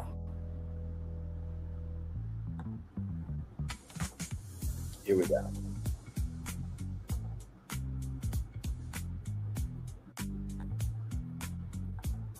Crown Vic. That's what they should have called this. I feel like Ford would have feelings about it. So usually we'll say like it competes against XYZ. It doesn't have anything that it competes against. It's kind of in no man's land. It's in no man's land and nobody really wants this land. Welcome to Downshift. My name is Matt. And my name is Paul, and we just spent a week with Toyota's Crown. That's right. This is the weirdest car that's on sale today. I don't really understand the car, but I'm going to walk you around everything you need to know about it anyway. Yeah, and then we're going to get behind the wheel and talk about some of the standouts for the week. Let's get into it. Let's do it. By the way, Savage Geese is another great content creator. I haven't watched him in a while, but his car reviews, it's like barbecue ribs off the bone with him. Amazing content creator. Let's continue. But before we dive into too much, we're going to cover the funky little odds and ends. Like it says Toyota on the badge, but it's got the Volkswagen feature where, depending on how you have the volume adjusted, the actual icon doesn't stay perfectly upright. And I know this drives some people insane. But just underneath that is one of my favorite things about the car. It's a weird thing to compliment in a car review, but I love what they've done with the center console here. I love the vertically oriented wireless charger, so you can see it just at a glance, little notifications as they come in. I love that you've got this separate removable thing, so if you've got a larger or more oblong sized water bottle, you can stick it in here. The only thing that would make this a little bit better is I've seen Volkswagen, again, weird Volkswagen references in this video so far, but they use this as like an ice scraper, which could be kind of nice out here in Wisconsin. But I absolutely love the storage, the ergonomics, and the Volkswagen references in this video so far. But they use this as like an ice scraper. You see that screen, right? Which could be kind of nice. See that screen, right? Look at the clearness of that screen. Out here in Wisconsin, but I absolutely love the storage, the ergonomics, and the utility of this center console here. And the fact that this isn't gloss black, it's kind of like a gray, still hides fingerprints and smudges and scratches a little bit better. But speaking of ice buildup, this is also a nice little thing. This is a de-icer. It's kind of a little heated pad at the bottom of the windshield where the windshield wipers actually rest. So the rubber stays a little bit more pliable and gets you a better clean when it goes to wipe. And also that doesn't get iced and stuck together to the windshield. So that is a super nice feature to have, again, here in Wisconsin. Dear Mr. Fantasy, play us a tune. Something to make us so happy. And this is the nightshade version of the Crown, and yet it says limited across the back, and that's because the nightshade is built off of the limited trim. So all the stuff that comes on the limited is going to come here on the and for 2026. This is the exterior. Now, this is like a sedan crossover. I want to skip forward just a little bit here because the interior is really, really nice. Okay, so I think right here's the interior. Here we go. But not too bad. We'll head up the cabin to the rear seats. Decent door detailing here. Again, I love some of this bronze accenting that we get in the interior. We'll talk about that more as we go up the cabin, but it's here in the door release as well. Heated seats for our outboard seats in here, which is really kind of... From a Toyota. You see the seat backs, shout out to that. And the air conditioning. Let's continue. Kind of nice. We do have a big panoramic sunroof here, which is really pretty cool. Some of that gold or bronze detailing into the seats, perforations in the back here, but I'm gonna step in because you wanna see the size. Now I'm 6'1", I've got plenty of knee room. You've got 0.9 more inches of knee room in the Crown than you do in the Camry. The issue is when it comes to headroom. I've got this aggressive cutout here in the roof for my head, but then I have to keep my head all the way back, and then I'm kind of rubbing up against the back of the ceiling, and I do hit my forehead a little bit on this cutout here. If you didn't go for a panoramic roof, presumably you'd have a little bit more space up here, but you do have dual USB-Cs and some air vents back here, and ultimately the space is decent, at least in terms of knee room. And of course, we'll move up the cabin to talk about the front seats. We've got 2-person memory, which is really pretty nice. Again, a lot of that kind of bronze detailing, piping, stitching. Look at the seat. Look at the seat. Look at the fucking seat. Let's continue. Perforations through the seats because we've got 3-level heated, we've got 3-level cooled, and we have an auto setting. So the say that again. Person memory, which is really pretty nice. Again, a lot of that kind of bronze detailing, piping, stitching, perforations through the seats because we've got 3-level heated, we've got 3-level cooled. Ultimately, the space is decent, at least in terms of knee room. And of course, we'll move up the cabin to talk about the front seats. We've got 2-person memory, which is really pretty nice. Again, a lot of that kind of bronze detailing, piping, stitching, perforations through the seats because we've got 3-level heated, we've got 3-level cooled. Pause. Let's go back to the Ford Fusion for a minute, ladies and gentlemen. Let's go back because I said something that Ford could do. And Ford, if you do this, we're going to have problems because you should call me. Now, imagine this cut in half. Up top, 3-level heated, bottom part, 3-level cooled. What can I say except you're welcome? Let's get back to the crowd. Toyota. Let's go places. And we have an auto setting. So the car will read the ambient temperatures outside and inside and automatically adjust your heated and cooled seat. You've also got 2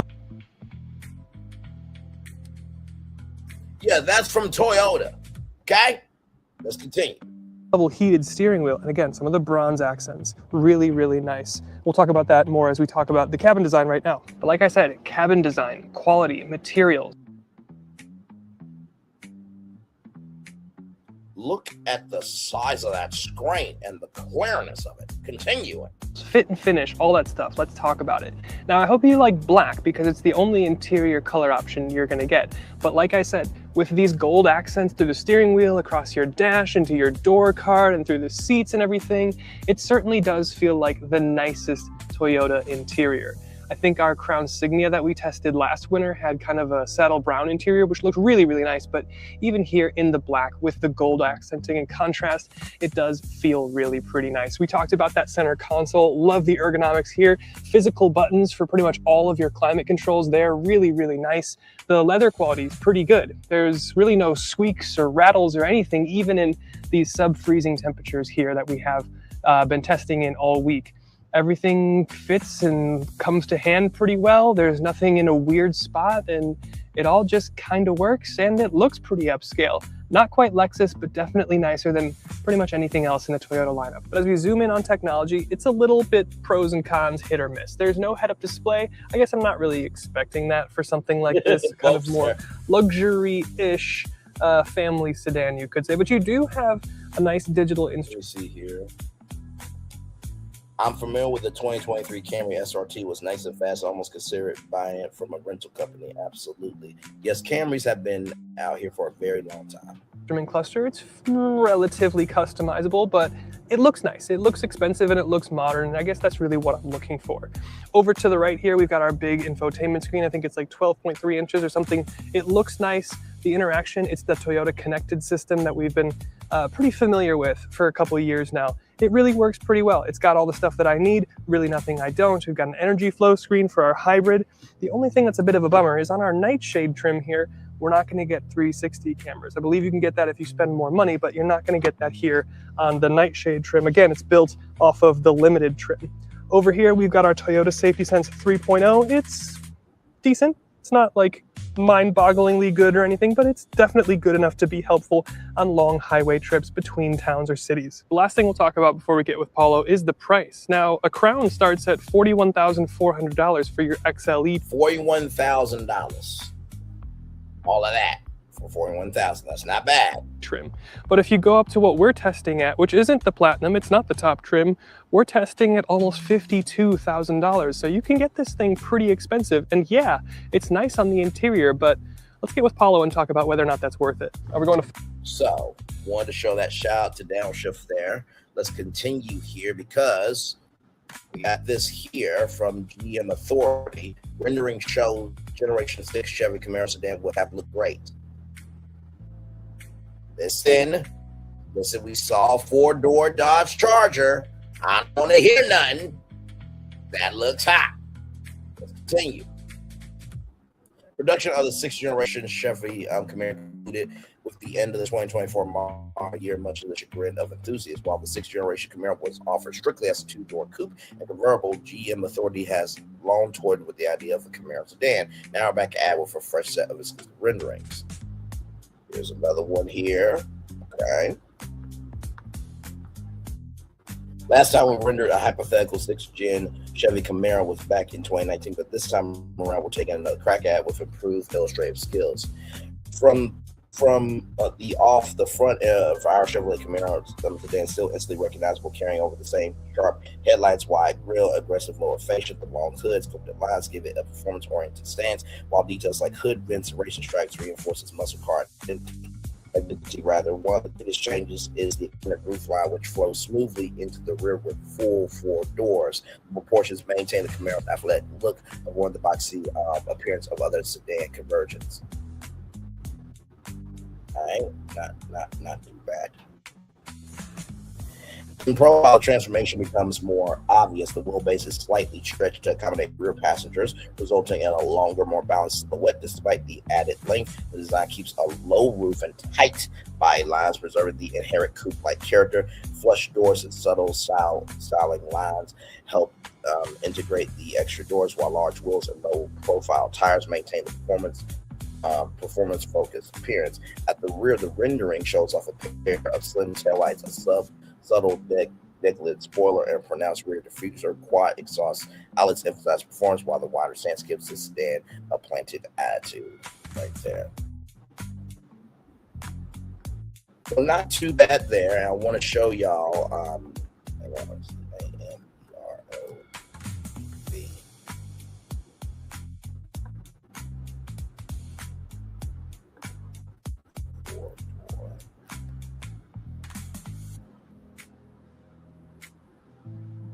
Now, images. Now, here is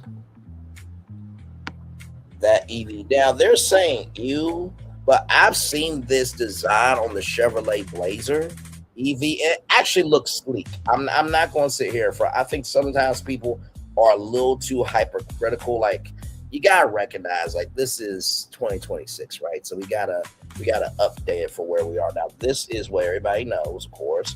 But here is this. And like I said, I really love the silver with all of this. And I do think that they could do this in a gas too. I really do. So that is that there. Now, Buick is bringing back a sedan. But before that, I want to show y'all this.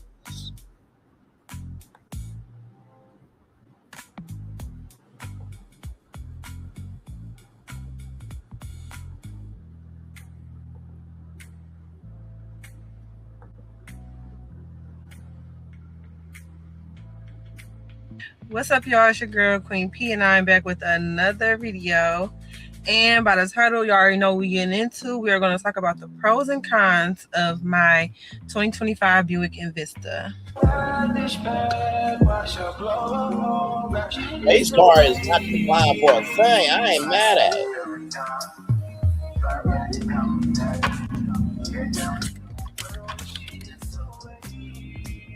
Okay, so I have my phone with me, y'all, so I do not forget to tell y'all everything. I got my vehicle September of 2024, so it's coming up like in 2 months. I'll have it for a year. And yeah, I got it. I'm in a 2025, but I got it in 2024. Hey! But so first and foremost, we're going to start off with the pros, okay? First thing I want to talk about the interior, guys. I love that my seats have ST on the seats. I love the blue stitching. When you pause on the stitching right there, and the blue, I love that. And I've seen these Buick Envistas out. They are very nice. ST stands for sport, and when you think about sport, you think about boys. You think about the color blue also when you think about boys. And I just feel like the blue just goes with, you know what I'm saying, the black on black, and then they got the ST on the seats with the blue stitching. I just really, really love it so bad. It's like just enough color. It's just perfect to go off the black. It's really just does it for me. I love the sleekness of like just the inside of my vehicle, guys. It's just very, very sleek. The back, like when I look in the back, it just looks so bulky in the back. Is the back seat there? Because of like how they designed the behind of the car. So now that's the rear. Oh, it's just really, really nice, and I really love it. The next thing that I love, which is a big pro for me because I've never had this before, I love the touchscreen, guys. Like the touchscreen. That's your speedometer there. Goes all the way from by my wheel all the way out a little.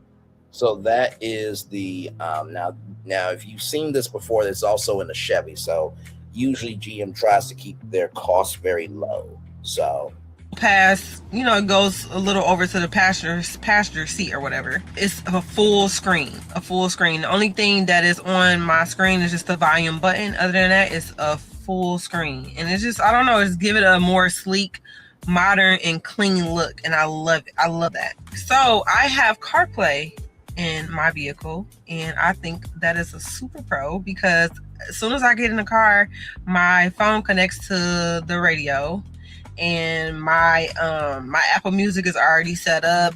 Siri is on here. I can talk to Siri. I'll be like, by hey, the way, that song right there, Let Snow, Boys to Men featuring Brian McKnight, that's a very classic Christmas song. So her black card is approved. Okay, very nice done, Queen P baby. Actually, you know what? I'm gonna subscribe to you live. I'm loving her energy. I absolutely loving it. Let's continue. Can you play such and such on Apple Music? You be like, such and such is playing, and it says it all around the whole car in the speakers. Such and such is playing on Apple Music. So yeah, I love that. Of course, everybody loves a little, those little finishing touches that just, do it for you. Yeah, that does it for me. I also love that I can adjust the brightness in my vehicle as well. Most vehicles come with that, the little nozzle where you can adjust the lighting just depending on how dark or how light it is outside. Because for me, sometimes the light irritates my eyes when it's dark outside because it's just so bright in here, especially when I'm driving. So I turn it down in the nighttime and then I turn it up during the day. Also, guys, when I go underneath tunnels or whatever, like underneath the freeway or whatever, and it gets dark, my vehicle, the lighting automatically goes dark on the screen so I can be able to see. So it's not ambient lighting, but it is situational lighting depending on, where you're driving. Now, that is cool. My steering wheel is another pro for me, y'all. Y'all, those are the classic Buick colors, and this is pretty much the steering wheel in most of the GM vehicles. But let's hear from Queen P baby. So comfortable, and it also has that Tesla design. Look up a Tesla wheel and you'll know what I'm talking about. It's also a heated steering wheel, so it heats up in seconds when it's cold outside. Okay, by the way, listen, I'm just going to repeat that part 2 more times, okay? Let's watch her touch the steering wheel just 2 more times, okay? Listen. Dark on the screen so I can be 2 able more to times, see. okay? My steering wheel is another pro for me, y'all. It is so comfortable, and it also has that Tesla design. Look up a Tesla wheel and you'll know what I'm talking about. It's also a heated steering wheel, so it heats up in seconds when it's cold outside. Just one more time. Just one more fucking time. Just okay. So I can be able to see. My steering wheel is another pro for me, y'all. It is so comfortable, and it also has that Tesla design. Look up a Tesla wheel and you'll know what I'm talking about. It's also a heated steering wheel, so it heats up in seconds when it's cold outside. She knows how to touch. She knows how to touch. She knows how to motherfucking touch. Listen, applause for that shit. You get full applause for that shit. You get full applause for that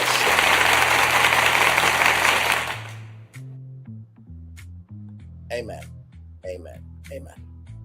Next, we're going to talk about how my car rides. My car rides so smooth. And when I say oh my gosh, like I just love doing the dash on my car. I do.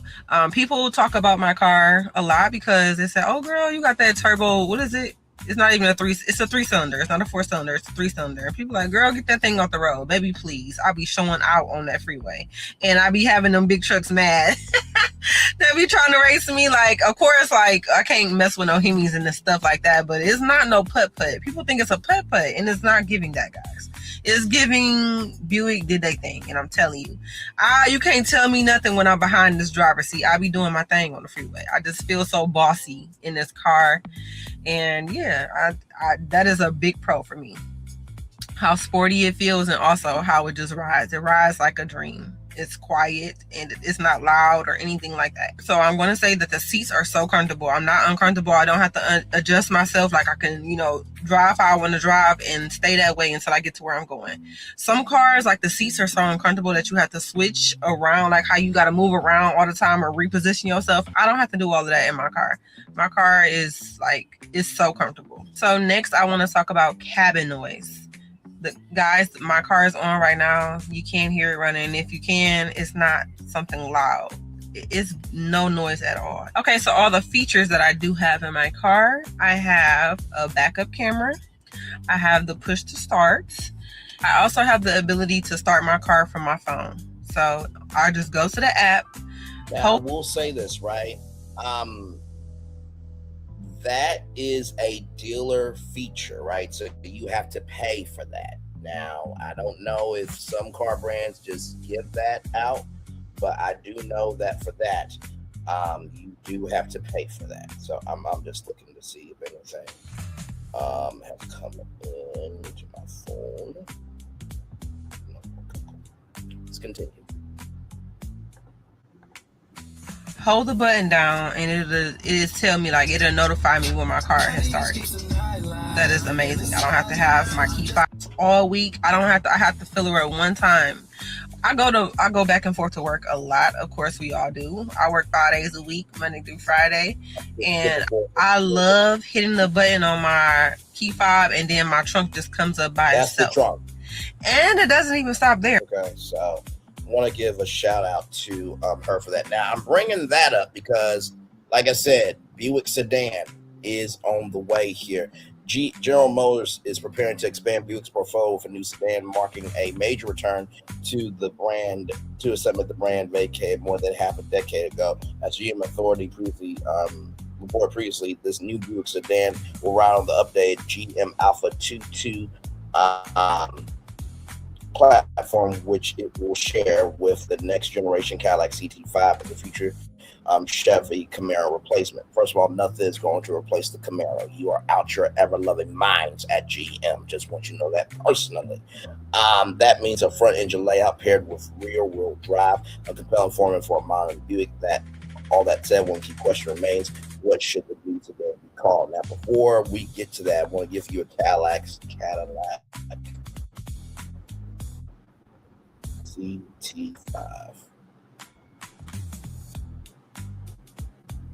Images. Now, Cadillac has always been around for a very long time, and black people saved Cadillac. Yes, they did. So here's the interior of the CT5. Okay. All right. Look, yes, that's a whole screen. Okay. And there is the fascia of the Cadillac CT5 sedan. I remember when Cadillac first got into sedans, everybody was like, wait, y'all know for that? It's like, oh no, their cars are lit. Okay, let's continue.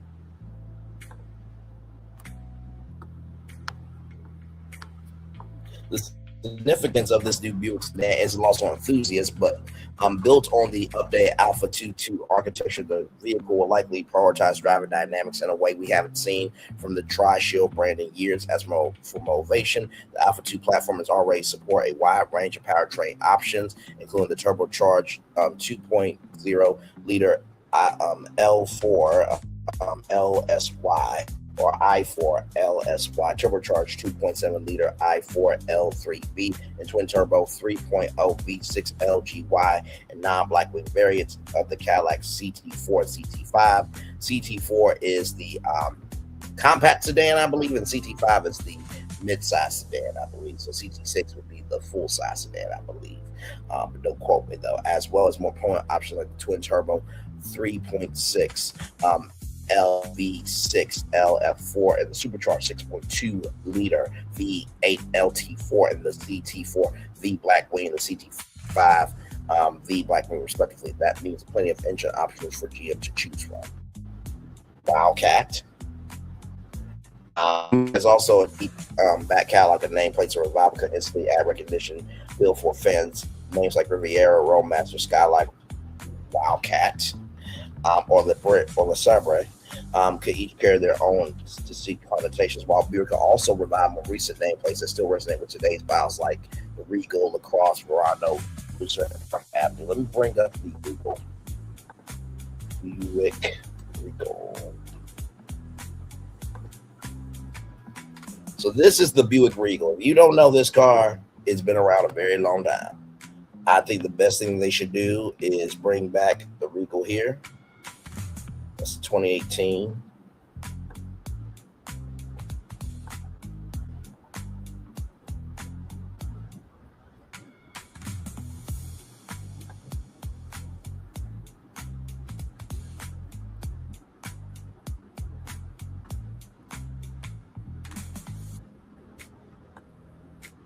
Okay, y'all. So here is from Carvana right here.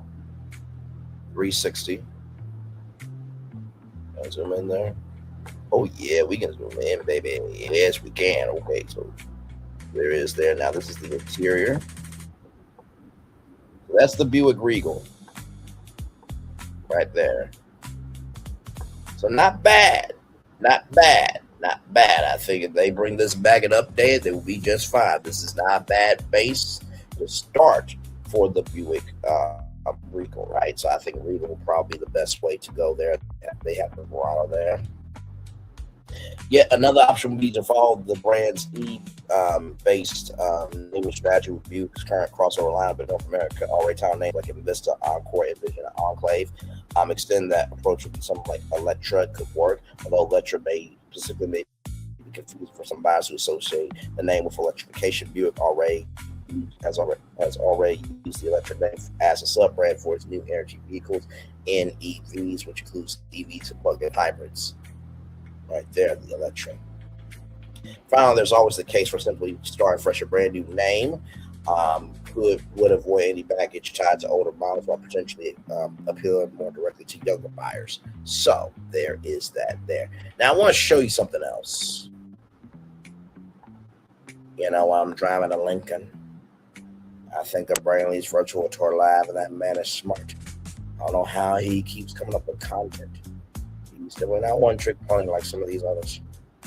But Braylon, one thing to know, two things for sure about Braylon. Braylon and Lincoln rhymes. That was my best Matthew McConaughey impression of him driving a Lincoln. So this right here, elegant, effortlessly powerful, and serene, the Lincoln Continental concept signals the future of quiet luxury and the all-new full-size sedan coming next year. Yeah, that's the concept. This was actually a real car. One of the best cars that they ever had. Okay, there's the back. There's the back. There's the back. God, no. Check this out. SPD Smart Glass Tinting Sunroof allowing passengers to upgrade allows passengers to help create ambiance while blocking 99.9% of UV rays and maintain and reduce the interior temperature by 18 degrees Fahrenheit. a 3.0 liter V6 EcoBoost engine and Lincoln Drive Control that offers clients a choice of 3 drive modes: normal, sport, and comfort. And then the E-door latch handles tucked discreetly in the vehicle's belt line contribute to the car's clean side profile. So those were the handles right there. But wait till you see this interior. Yes. Yes, that is the blue Jean Model 1. Listen, I know. And Lincoln, you should bring this back. Yes, that's chrome right there. That's chrome. That's a chrome speaker, yes. Lincoln, if you bring this back, make the Continental a spinoff brand like Hyundai did the Genesis. Yes, Genesis is from Hyundai. Yes, that Hyundai that's also under Kia. That Hyundai created the Genesis. Yes, it's been a brand ever since. Lincoln, bring this back and make the Continental a whole brand, okay? Stop. Just say that the Revel Ultima system provides passengers with a premium audio experience, allowing passengers to select 1-3 listening modes: stereo, audio, and on stage. Active noise control alters noise levels to maintain the Continental's concept quiet ride. Ambient lighting enhances the interior environment, creating a rejuvenating sanctuary. Soft gold LED lights glow from the underside of the center console and from the halo light overhead. Okay. So I do have. I thought I had some. Give me a moment, y'all.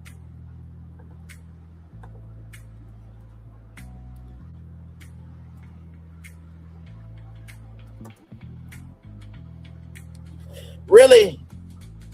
Really, Matthew? Really? Okay, you know what? Fine. If you... I just did an impression of you. Fine. You know what? We'll let you speak for it. More growth means more employees spending money on travel. How do we keep it under control? Navan, employees choose.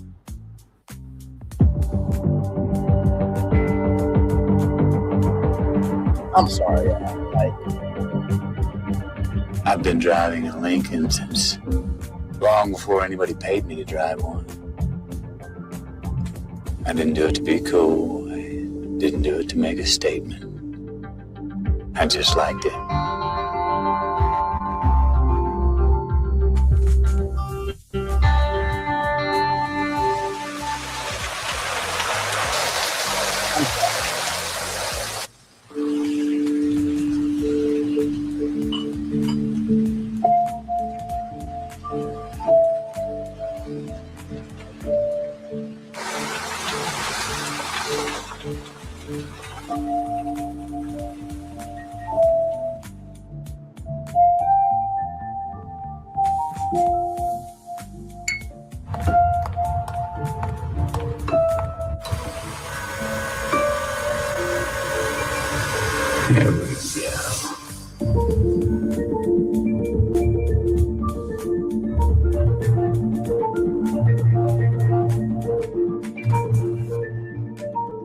One more commercial, Matthew, and then I gotta get back to the show. I swear, I tell these people I'm live all the time. They just don't respect. I get no respect around here. I get no respect. Get no respect. I think that's all it's saying. 1,800 pounds and do whatever the heck I want.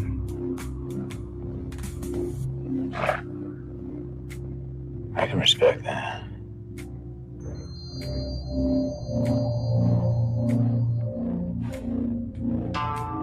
Take the long way.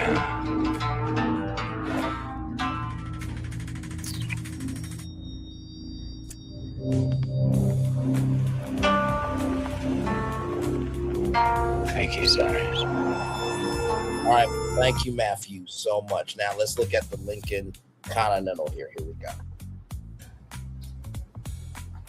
And this one comes in infinite black. They have different ones. They have Black Label, right? And then they have the Lincoln Continental Reserve. Metallic on beige premium leather seating. It's got that 2.7 liter twin turbo engine. This is the front. on with LED daytime running lights. You see the Lincoln symbols there. Now we're going to look at the interior. Okay. That's the door handle. I know. I know. I know. There's your door panel there. You've got I know.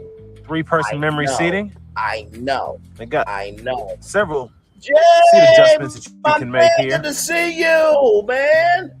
By the way, our man Josh. And you've got your power door lock from the Never Ever Mets. One of the shows I broke out on the from the Oprah Winfrey Network on YouTube. That's why I was the first one to break it out on YouTube. We're talking about cars, my friend. There is a revival for sedans. I'm just showcasing some cars I believe should come back. This is the Lincoln Continental. It's good to see you, my man. Door locks, power windows, power mirrors, along with power folding mirrors. Wait till you see, man. You haven't seen that yet. Headlamp controls, along with your trunk hatch.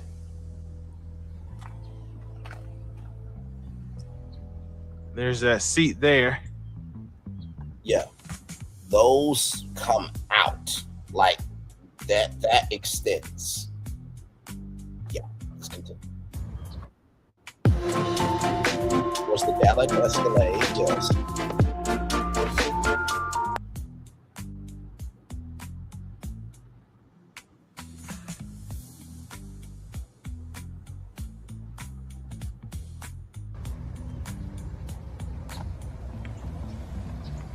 Here's the back. And there's the rear seat door panel there. Wood, leather, those right there. Yeah, all that was real. Climate control right there. And as you can see, very good rear seat room, which is to be expected from the Continental. And there you've got rear AC controls, along with your heated seat controls. Yep. And then, of course, you've got a huge panoramic sunroof. Mm-hmm. Got storage for a phone or something there. Yep. So here's the trunk. Sorry, I'm skipping around here. There's the trunk. Automatic. And as you can see, very good trunk space. You've got two little pockets on either side. Automatic. Ain't gotta do nothing. Oh. Now here's the memory seat thing there. Now let's go over to the driver's side. Now the Prindle was right here. All of this right there. Yeah, I know. So, and then right here. Stunning. But with the infotainment screen, you've got navigation. You've got a 360 camera with backup. And then right here. Yeah. Then you've got heated or cooled seats. Heated and cool seats, okay? Lincoln, bring this car back, damn it! Make it a private brand, like Hyundai did with Genesis. Make no damn sense. And if you give me be your spokesperson, I ain't gonna be Matthew McConaughey because I actually talk back. But anyway, moving on.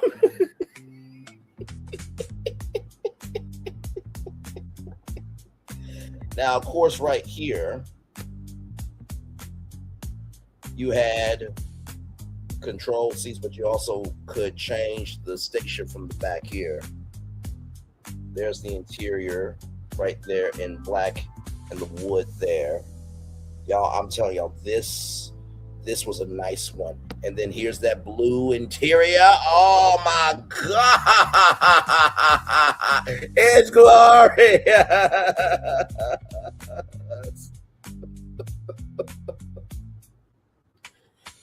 Okay.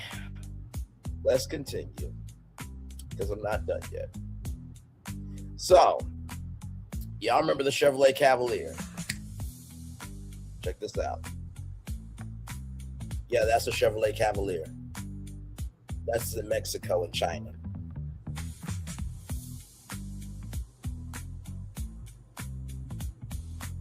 So the Cavalier is offered with a 1.5 liter 4-cylinder engine producing 107 horsepower and 103 pound-feet of torque, paired with a choice of 5-speed manual or 6-speed automatic.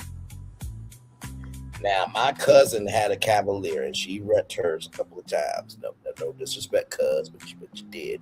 But the Cavalier is currently built for China for that market and some export markets like Mexico, right? Let's continue here because this is a deeper version of, yeah, I know. Cavalier has grown up. Yes, it has. And then that's the interior. Okay, you got that cinnamon interior there, touchscreen right there, still with the key fob. The interior has a touch of sporty and very adult-like handbrake. Okay, the touchscreen is tiny and very oddly angled, but I just wanted to show y'all that it's real. Okay, it's very real. I don't know why you would put that in an article, like somebody would put that as a title on YouTube. Ricky. Moving on. Yes, indeed. So, and here is this here from Car Scoops. So when I saw this, right, I was like, yeah, they need to bring that back. Now, the prices range from $104,900 to $114,900 in China, or about $17,000 to $18,000. Yeah, this car right here, $17,000 to $18,000. With this interior right here, $17,000 to $18,000.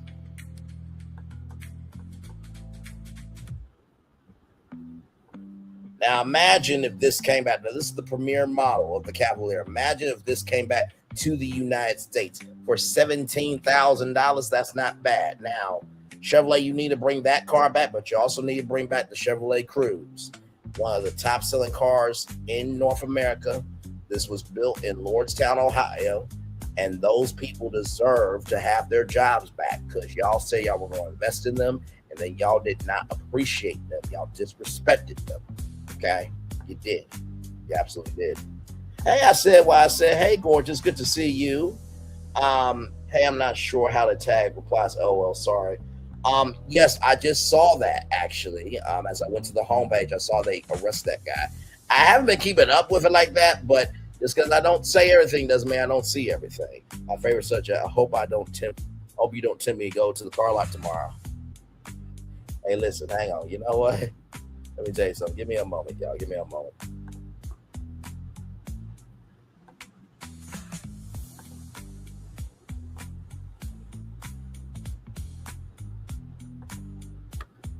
Listen, this face card, okay, all right, this face card is a Cadillac Escalade with hips, okay? She's a V8 engine, okay? So listen, you're telling me not to tip you. You better not tip me, understand? All right, that is, I said why I said. Like, comment, share, and subscribe to her channel. And she's like, why is my friend like this? Why is he like this? Why is he like this? Back to the Chevrolet Cruze. Like I said, y'all did not respect these people. Y'all said y'all were going to invest in them, do this, that, and the third. It then became an auto plant and then just went to shit. Okay, so this is the Chevrolet Cruze Premier Edition. So you have the wireless charging there, touchscreen, heated seats there, and then, of course, this is the Chevrolet My infotainment system, MyLink. Very, very nice. And like I said, I love this back. Not too crazy. And then, of course, you have the control seats. Now, I will say this, Fords, can we just make this a thing? The passenger also gets this. Like, it's 2026. I don't know why we're still pulling up the seat and pulling forward and back. Passengers should get this, okay? Just Just, I know y'all want to be cheap, but come on now. Back here, right here, you can have USB ports right there, or you can have heated seats. Like I said, one side of it, heated seats, the other side, cool seats, right? So I think they had an L, they had an LS, they had an LT, and then they had Premier. And then the face right here, not too bad. Y'all need to bring back the Chevrolet Cruze and the Cavalier. Bring those two back for sure. Now, there is one more car I want to show y'all. This is the Kia Forte. Now, personally, Kia Forte was that car, right? A lot of Kia Fortes were around. Now, of course, you know, Kia Fortes were stolen because you can hotwire them, right? Now, this is what I believe Kia should do.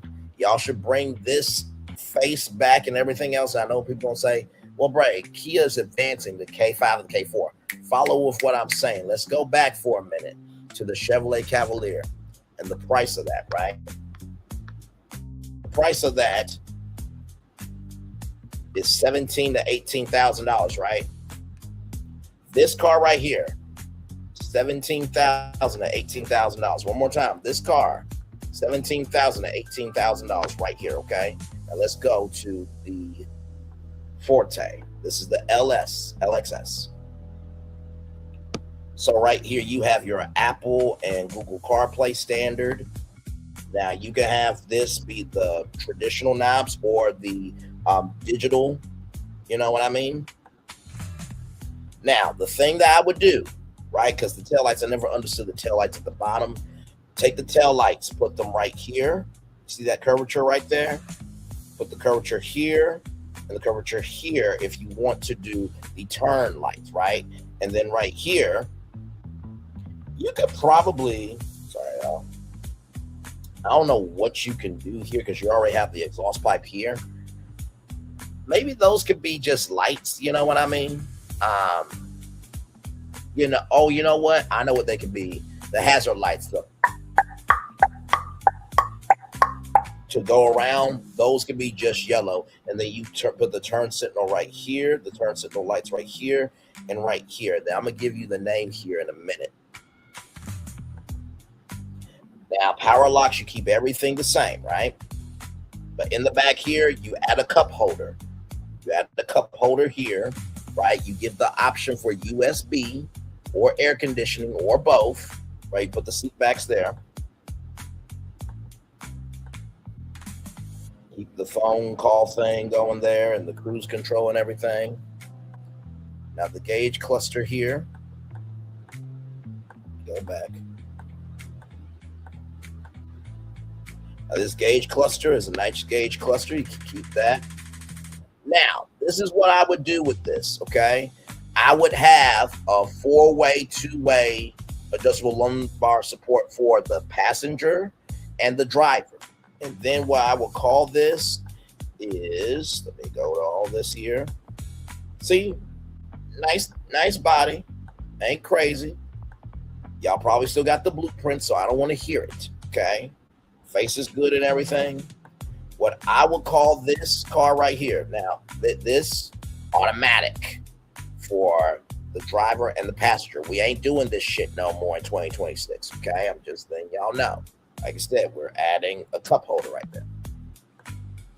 You see right there? Yeah, that's automatic right there. Okay, all right. Just want to make sure we're getting our edits in. Now, this is what I would call this, right? I would call this the Kia clutch. And I'm going to tell you why that you would call the Kia clutch. And then what you'll do here is, let me go back.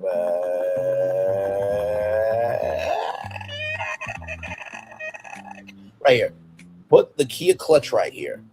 Do you know how clutch it would be to have this car come back with 4-way, 2-way adjustable automatic seats for the driver and passenger? You have a cup holder in the back, right? With the option for air conditioning, USB connections. You can choose both, one or the other, right? And then, of course, you can have heated seats or cooled seats. If you brought this back as the Kia clutch for $17,000 to $18,000, somebody come get her. Cause she dancing like a stripper. Okay? Those are my edits. Okay, so if y'all want to bring back sedans, listen. You know, this live, you know, you can make it do what it do. I have a Benz and a GMC Takeda SUV, sir. Okay, all right. I mean, listen, you know, you get your you know, Cadillac Escalade curves and the Benz, and then, you know, when you need to have some utility, you use that SUV. Okay, all right. So you beauty and function. All right now. I like that shit. Yes. Anyway. Once again, I said why I said, it's like, okay, you know what? Let me just, I know there's not a mute button for YouTube subscriptions, but hey, YouTube, I know there's the unsubscribe button. Could you have a mute function for some subscriptions?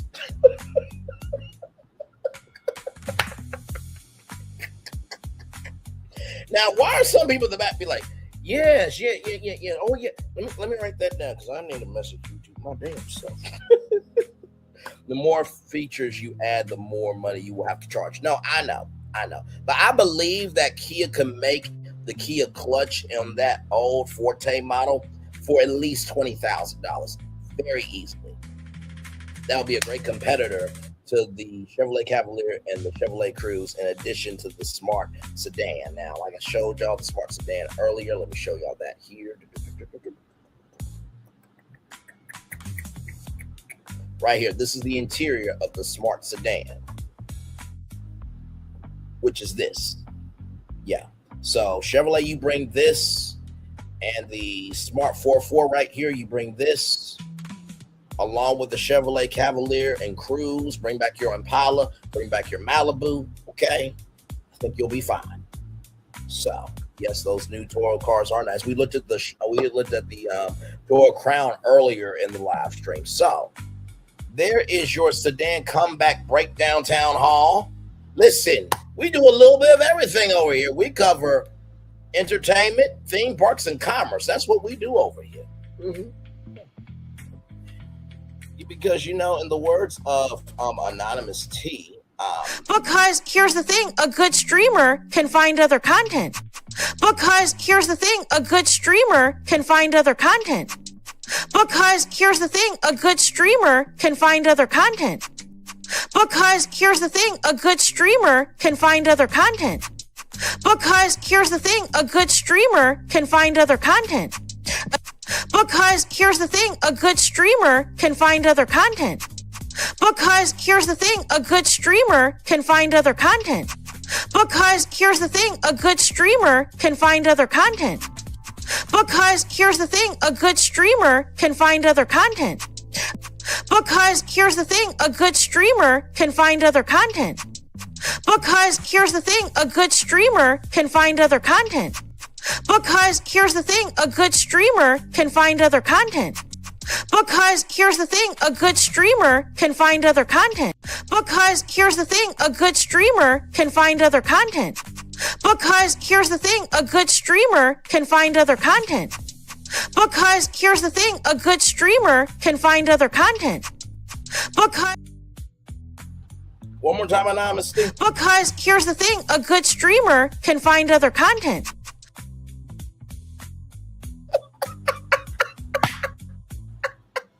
I know y'all can't stand me when I do that shit, but I don't give a damn fuck or shit about it. Because I'm about that. That's why I can play that. What you want me to do? Anonymous, she says she's a fan of me and not a fan of y'all. What y'all want me to do? What y'all want me to do? What do y'all want me to do? On the Rocks with Jada, what do you have to say about all this? Hang on, give me a moment. I've been moving on my own accord, covering Black culture. There is more to life. I heard that, friend. Braylon, shout out to Braylon. Make sure y'all go follow Braylon in case y'all haven't. I love your content. That's what On the Rocks with Jada said. Don't get mad at me that she likes my content, doesn't like y'all content. I don't know what y'all want me to do. And then, of course, you know, Wednesday Talks guy getting in here as well. Braylon been over there doing his thing, minding his GD business, staying out of trouble, trying to get a folks some positive stuff to talk about. Besides lying all the damn time. Child, Braylon been over there doing his thing, minding his GD business, staying out of trouble, trying to get the folks some positive stuff to talk about. Besides lying all the damn time. Don't get mad at me because Tay can say that about me and can't say that about y'all. What do y'all want me to do? I drink my water. I mind my black-owned business. I go on tour. What do you want me to do? Some of y'all don't have the attention span to do a live stream. That's what one of y'all say out y'all mouth. What do you want me to do?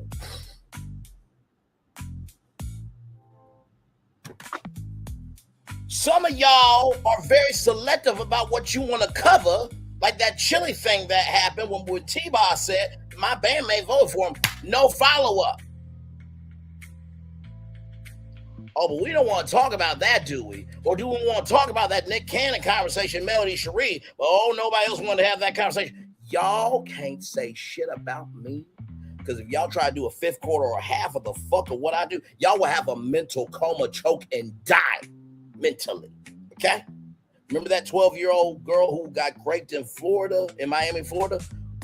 The first guy raped her for 30 minutes. The second guy put rocks in her mouth to shut her up from screaming and held her down. And the third guy held her down and helped the second guy hold her down. Don't come to me and say I do too much when y'all don't do fuck, shit, or a damn of anything else besides being one-trick ponies out here. You have an audience and you're keeping them, but you're not connecting to them. Now clock that motherfucking thing. Unless it's too hot for you, you can't be here for it. Child, don't you do it. Don't you do it. Don't you do it. Because one of y'all had the vaginal tissue, the vulva, and the feminine estrogen to give you the real tea. Your friends are one-trick ponies. I would like to see that person who said that do a pound for pound, fist for fist, soul for soul content battle with me for a full week. I will whoop their bitch or Mitch ass very easily. I just did a whole 2-hour, 11-minute, and 48-second live stream about a Sedan comeback by myself. Don't fuck with me where you can't win. Moving on.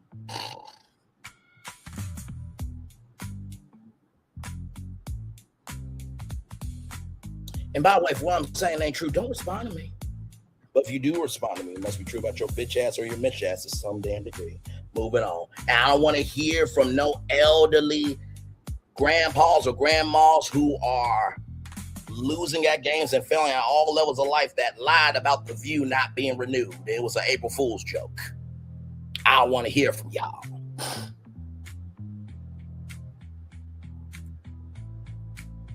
It's interesting how some people are doing a morning show. Some people are doing a morning show better than others. But I've been doing mornings for 3 years through the same format because your consistency plus your tenacity equals your destiny. Ooh.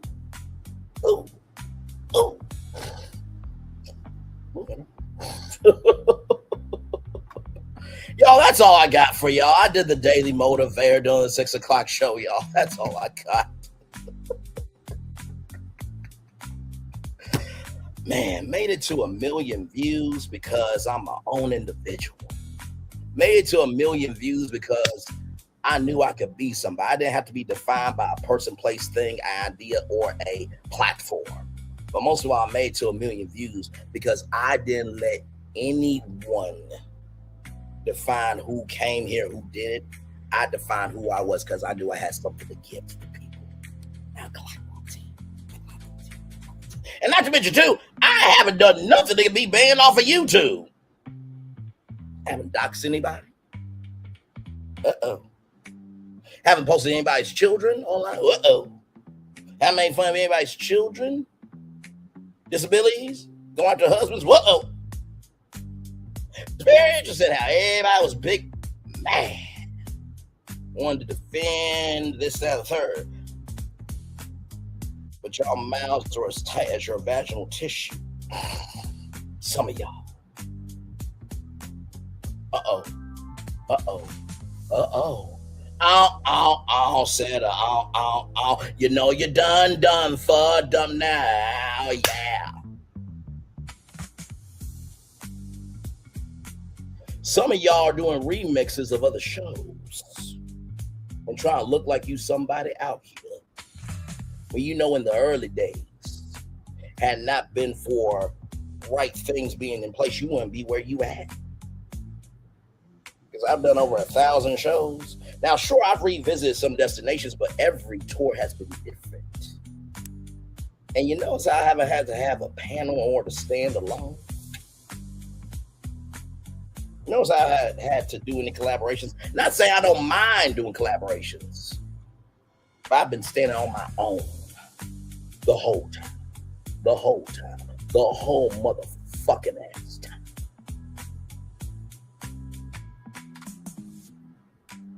And by the way, shout out to Tulsa, Oklahoma. But if you have the name Tulsa, make sure that you are treating that name with the utmost. Actually, what does Tulsa mean? Let's see what the name definition of Tulsa is. Hang on, let's see. Tulsa name definition.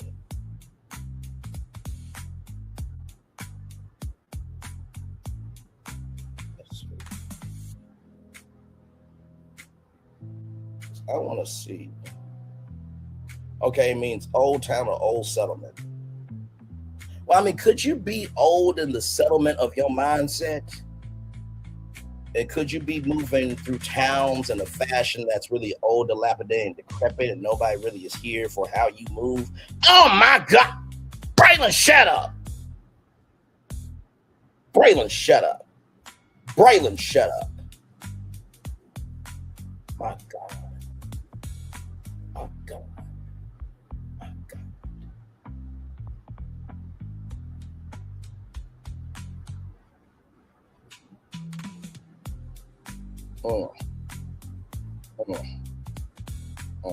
You got this black man who has covered more black culture of everything else, has covered more black women issues than anybody else in the sector, more entrepreneurship, more of this, that, and the third. But yet people can jump on a panel once a week and believe they defending black culture, and that there's somebody important they actually should be giving a fuck shit and damn about. Wow. I guess maximum impact of exposure, I guess that concept, some of y'all missed the magnitude of that process because y'all were behind the 8 ball when y'all were born. Y'all think maximum impact of exposure is jumping on a panel once a week and talking about real shit when real shit's happening every day. You must be out your ever loving fucking ass mind.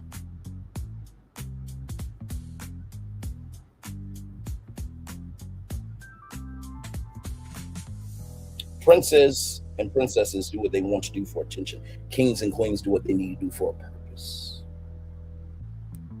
Michael Jordan ain't gotta say he's the greatest of all time because his work speaks for himself. Lady Day doesn't have to say she's Lady Day. She's a lady because she moved in that fashion. Now, did she have a broken childhood and everything else? Yeah, sure she did. We all are broken in some shape, form, or fashion, but it's how she carried herself through her brokenness.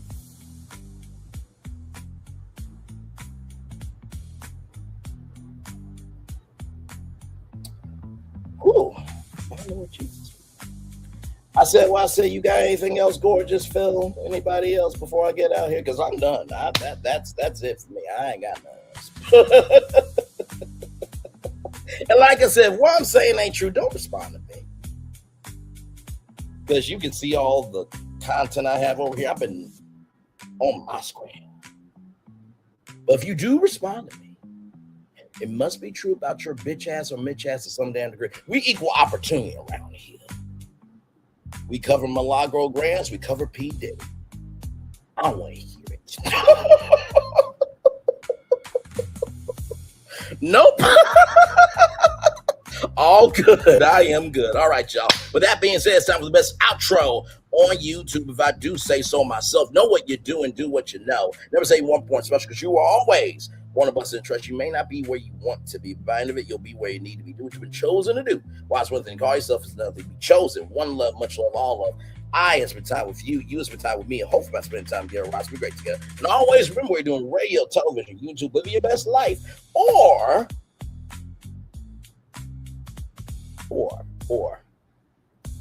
I gotta put this.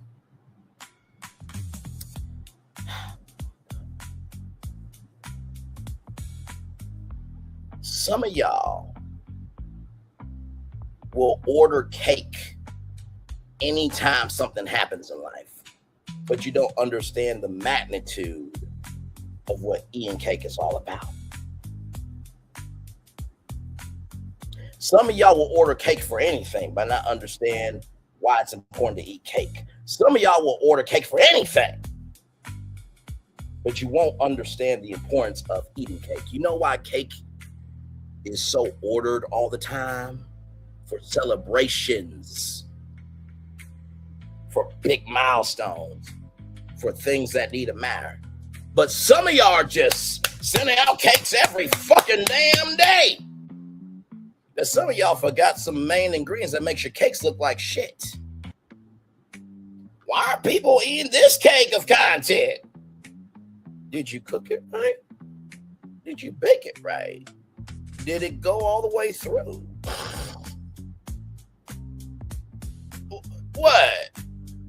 What? I'm just saying. Now, y'all can say what y'all want to about my cakes, okay? But my cakes got quality because I give a fuck whether 0 people are here or 1 million people are here. Because if you are not whole as an individual, it will showcase in your cake. Make sure the replay is not just ready for you to watch it, not just ready for you to listen to it, but if you want to experience it again. I love you, I value you, I make sure I always remember, see love you gotta give it, see love you gotta give it, see love you gotta give it. Wherever obstacles you've overcome, where success you have achieved upon this particular day, I'm extremely proud of you. But no one else is proud of you, be proud of your damn self. And finally, y'all, listen. Some people in life, they feel like they have to travel all over in order to see the world, and there's nothing wrong with that. But sometimes the world that's in front of you is just as beautiful. Some of us really search out for what we want to search out, but yet we complain about what we see. Some of us search out for what we want to search out for, but yet we complain about what we see. Some of us search out for what we want to search out, but yet we see what we want to see. Why am I feeling negative? Why am I feeling low? Why am I feeling this, that, and the third? Oh, let me search up negativity. Let me search up hate. Let me search up thirsty toxicity. Here's the thing. You're traveling all around the world virtually. Like, is there anything good? Is there anything good? But yet you keep consuming negativity. And you wondering why you thinking that way. You wondering why you're moving that way. And you wondering why you're receiving curses. I'm going to go back to an original point that I've always said on this channel. Some of y'all are missing out on blessings because you keep listening to fucking curses. Some of y'all keep missing out on good blessings in life because you keep listening to bad curses. Some of y'all are losing out on good blessings in y'all life because y'all keep listening to fucking bad curses. Anybody remember the Wizard of Oz? Pay no attention to the man behind the curtain. But the wizard had no magic. If you gotta use tools to be magical, you ain't no magician. You just another person that just is taking up stage time. Because the real magicians are always investing in their gift, always tending to their gift, always nurturing their gift. Your gift will make room for you, put you before great men. A tree can only grow as high as it can and will never grow to its potential based on how you treat it. A tree will only go to the highest it can and will be the lowest that can never be based on how you invest in that tree. The tree will only grow to the highest that can and will be at the lowest that it will never be based on how you invest in that tree. Hashtag like that tea. Commercial break and fireworks coming your way for the day that was, for the day that's coming, for the blessings that are on the way for you, me, and all of us as a society, as a people, as a culture. I feel the love and send it right back to you. Good night, everybody. Let's go.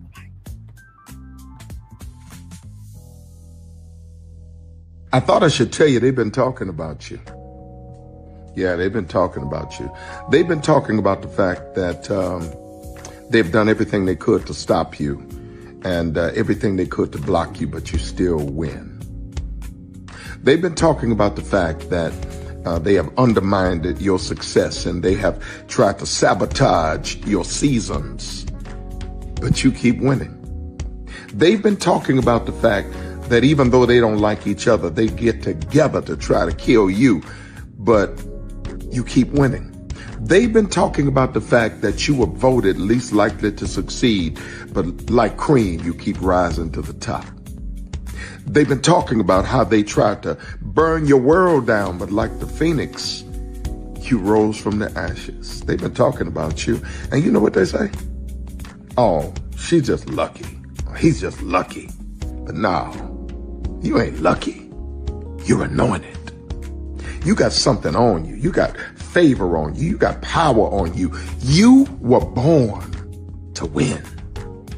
Now they can call it luck, but it's grace. They can call it luck, but it's favor. But whatever they call it, it doesn't matter, because you know what God calls you? Do you know what God calls you? A winner. I thought I should tell you they've been talking about you. Yeah, they've been talking about you. They've been talking about the fact that they've done everything they could to stop you and everything they could to block you, but you still win. They've been talking about the fact that they have undermined your success and they have tried to sabotage your seasons, but you keep winning. They've been talking about the fact that even though they don't like each other, they get together to try to kill you, but you keep winning. They've been talking about the fact that you were voted least likely to succeed, but like cream, you keep rising to the top. They've been talking about how they tried to burn your world down, but like the phoenix, you rose from the ashes. They've been talking about you, and you know what they say? Oh, she's just lucky. He's just lucky. But no, you ain't lucky. You're anointed. You got something on you. You got favor on you. You got power on you. You were born to win. Now they can call it luck, but it's grace. They can call it luck, but it's favor. But whatever they call it, it doesn't matter, because you know what God calls you? Do you know what God calls you? A winner. I thought I should tell you they've been talking about you. Yeah, they've been talking about you. They've been talking about the fact that they've done everything they could to stop you and everything they could to block you, but you still win. They've been talking about the fact that they have undermined your success and they have tried to sabotage your seasons, but you keep winning. They've been talking about the fact that even though they don't like each other, they get together to try to kill you, but you keep winning. They've been talking about the fact that you were voted least likely to succeed, but like cream, you keep rising to the top.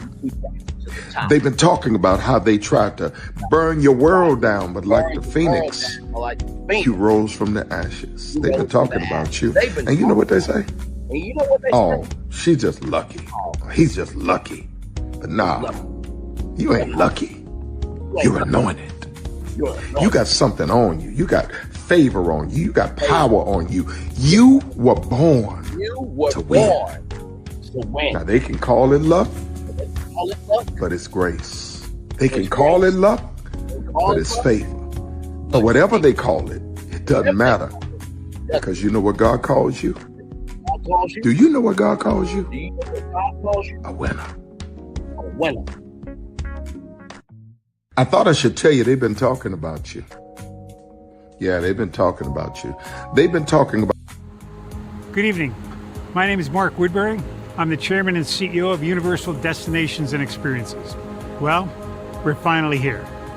Tomorrow we begin a new chapter at Universal Orlando Resort as we open Epic Universe. We built this place for you. I want to thank you, our fans, for your love of our stories, characters, and immersive experiences that inspired this incredible place. Epic Universe represents over 8 years of meticulous planning, immense creativity, and innovation, combined with unmatched craftsmanship and operational excellence on the part of thousands of people who have brought to life the stories and characters that live beyond each of Epic's portals. But it represents so much more. Your love of Universal and the deep connections we've shared together here in Orlando over the past 30 years inspired us to dream bigger and to push the boundaries to create something extraordinary for you and for generations of fans and families to come. And tomorrow, as we open Epic Universe, I can't wait for you to experience this place for yourself.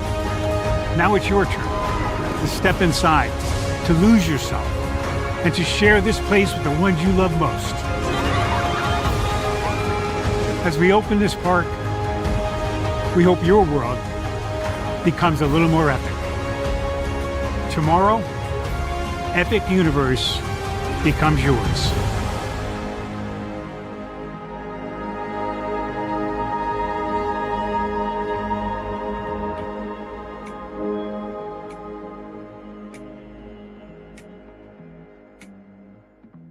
Are video games getting too expensive? This episode, we want to find some common ground because the CEOs want to raise the price even more. Not with these broken ass games. $5 million. That's how much San Andreas costs to make. Is it their fault for selling or our fault for buying? Corporations claim all this stuff. Devs say otherwise. Sports gamers, cozy gamers, whatever you call the people who play Power Wash Simulator. I think it stings a little bit more because I'm spending my actual money and my mom is not. Imagine they get rid of all movie theaters and then charge you the same price to watch the same movie at home. That's like every streaming service. It doesn't have to be the longest of games, but am I having fun with it? This is Lex. I'm Ronell. Let's get right into it.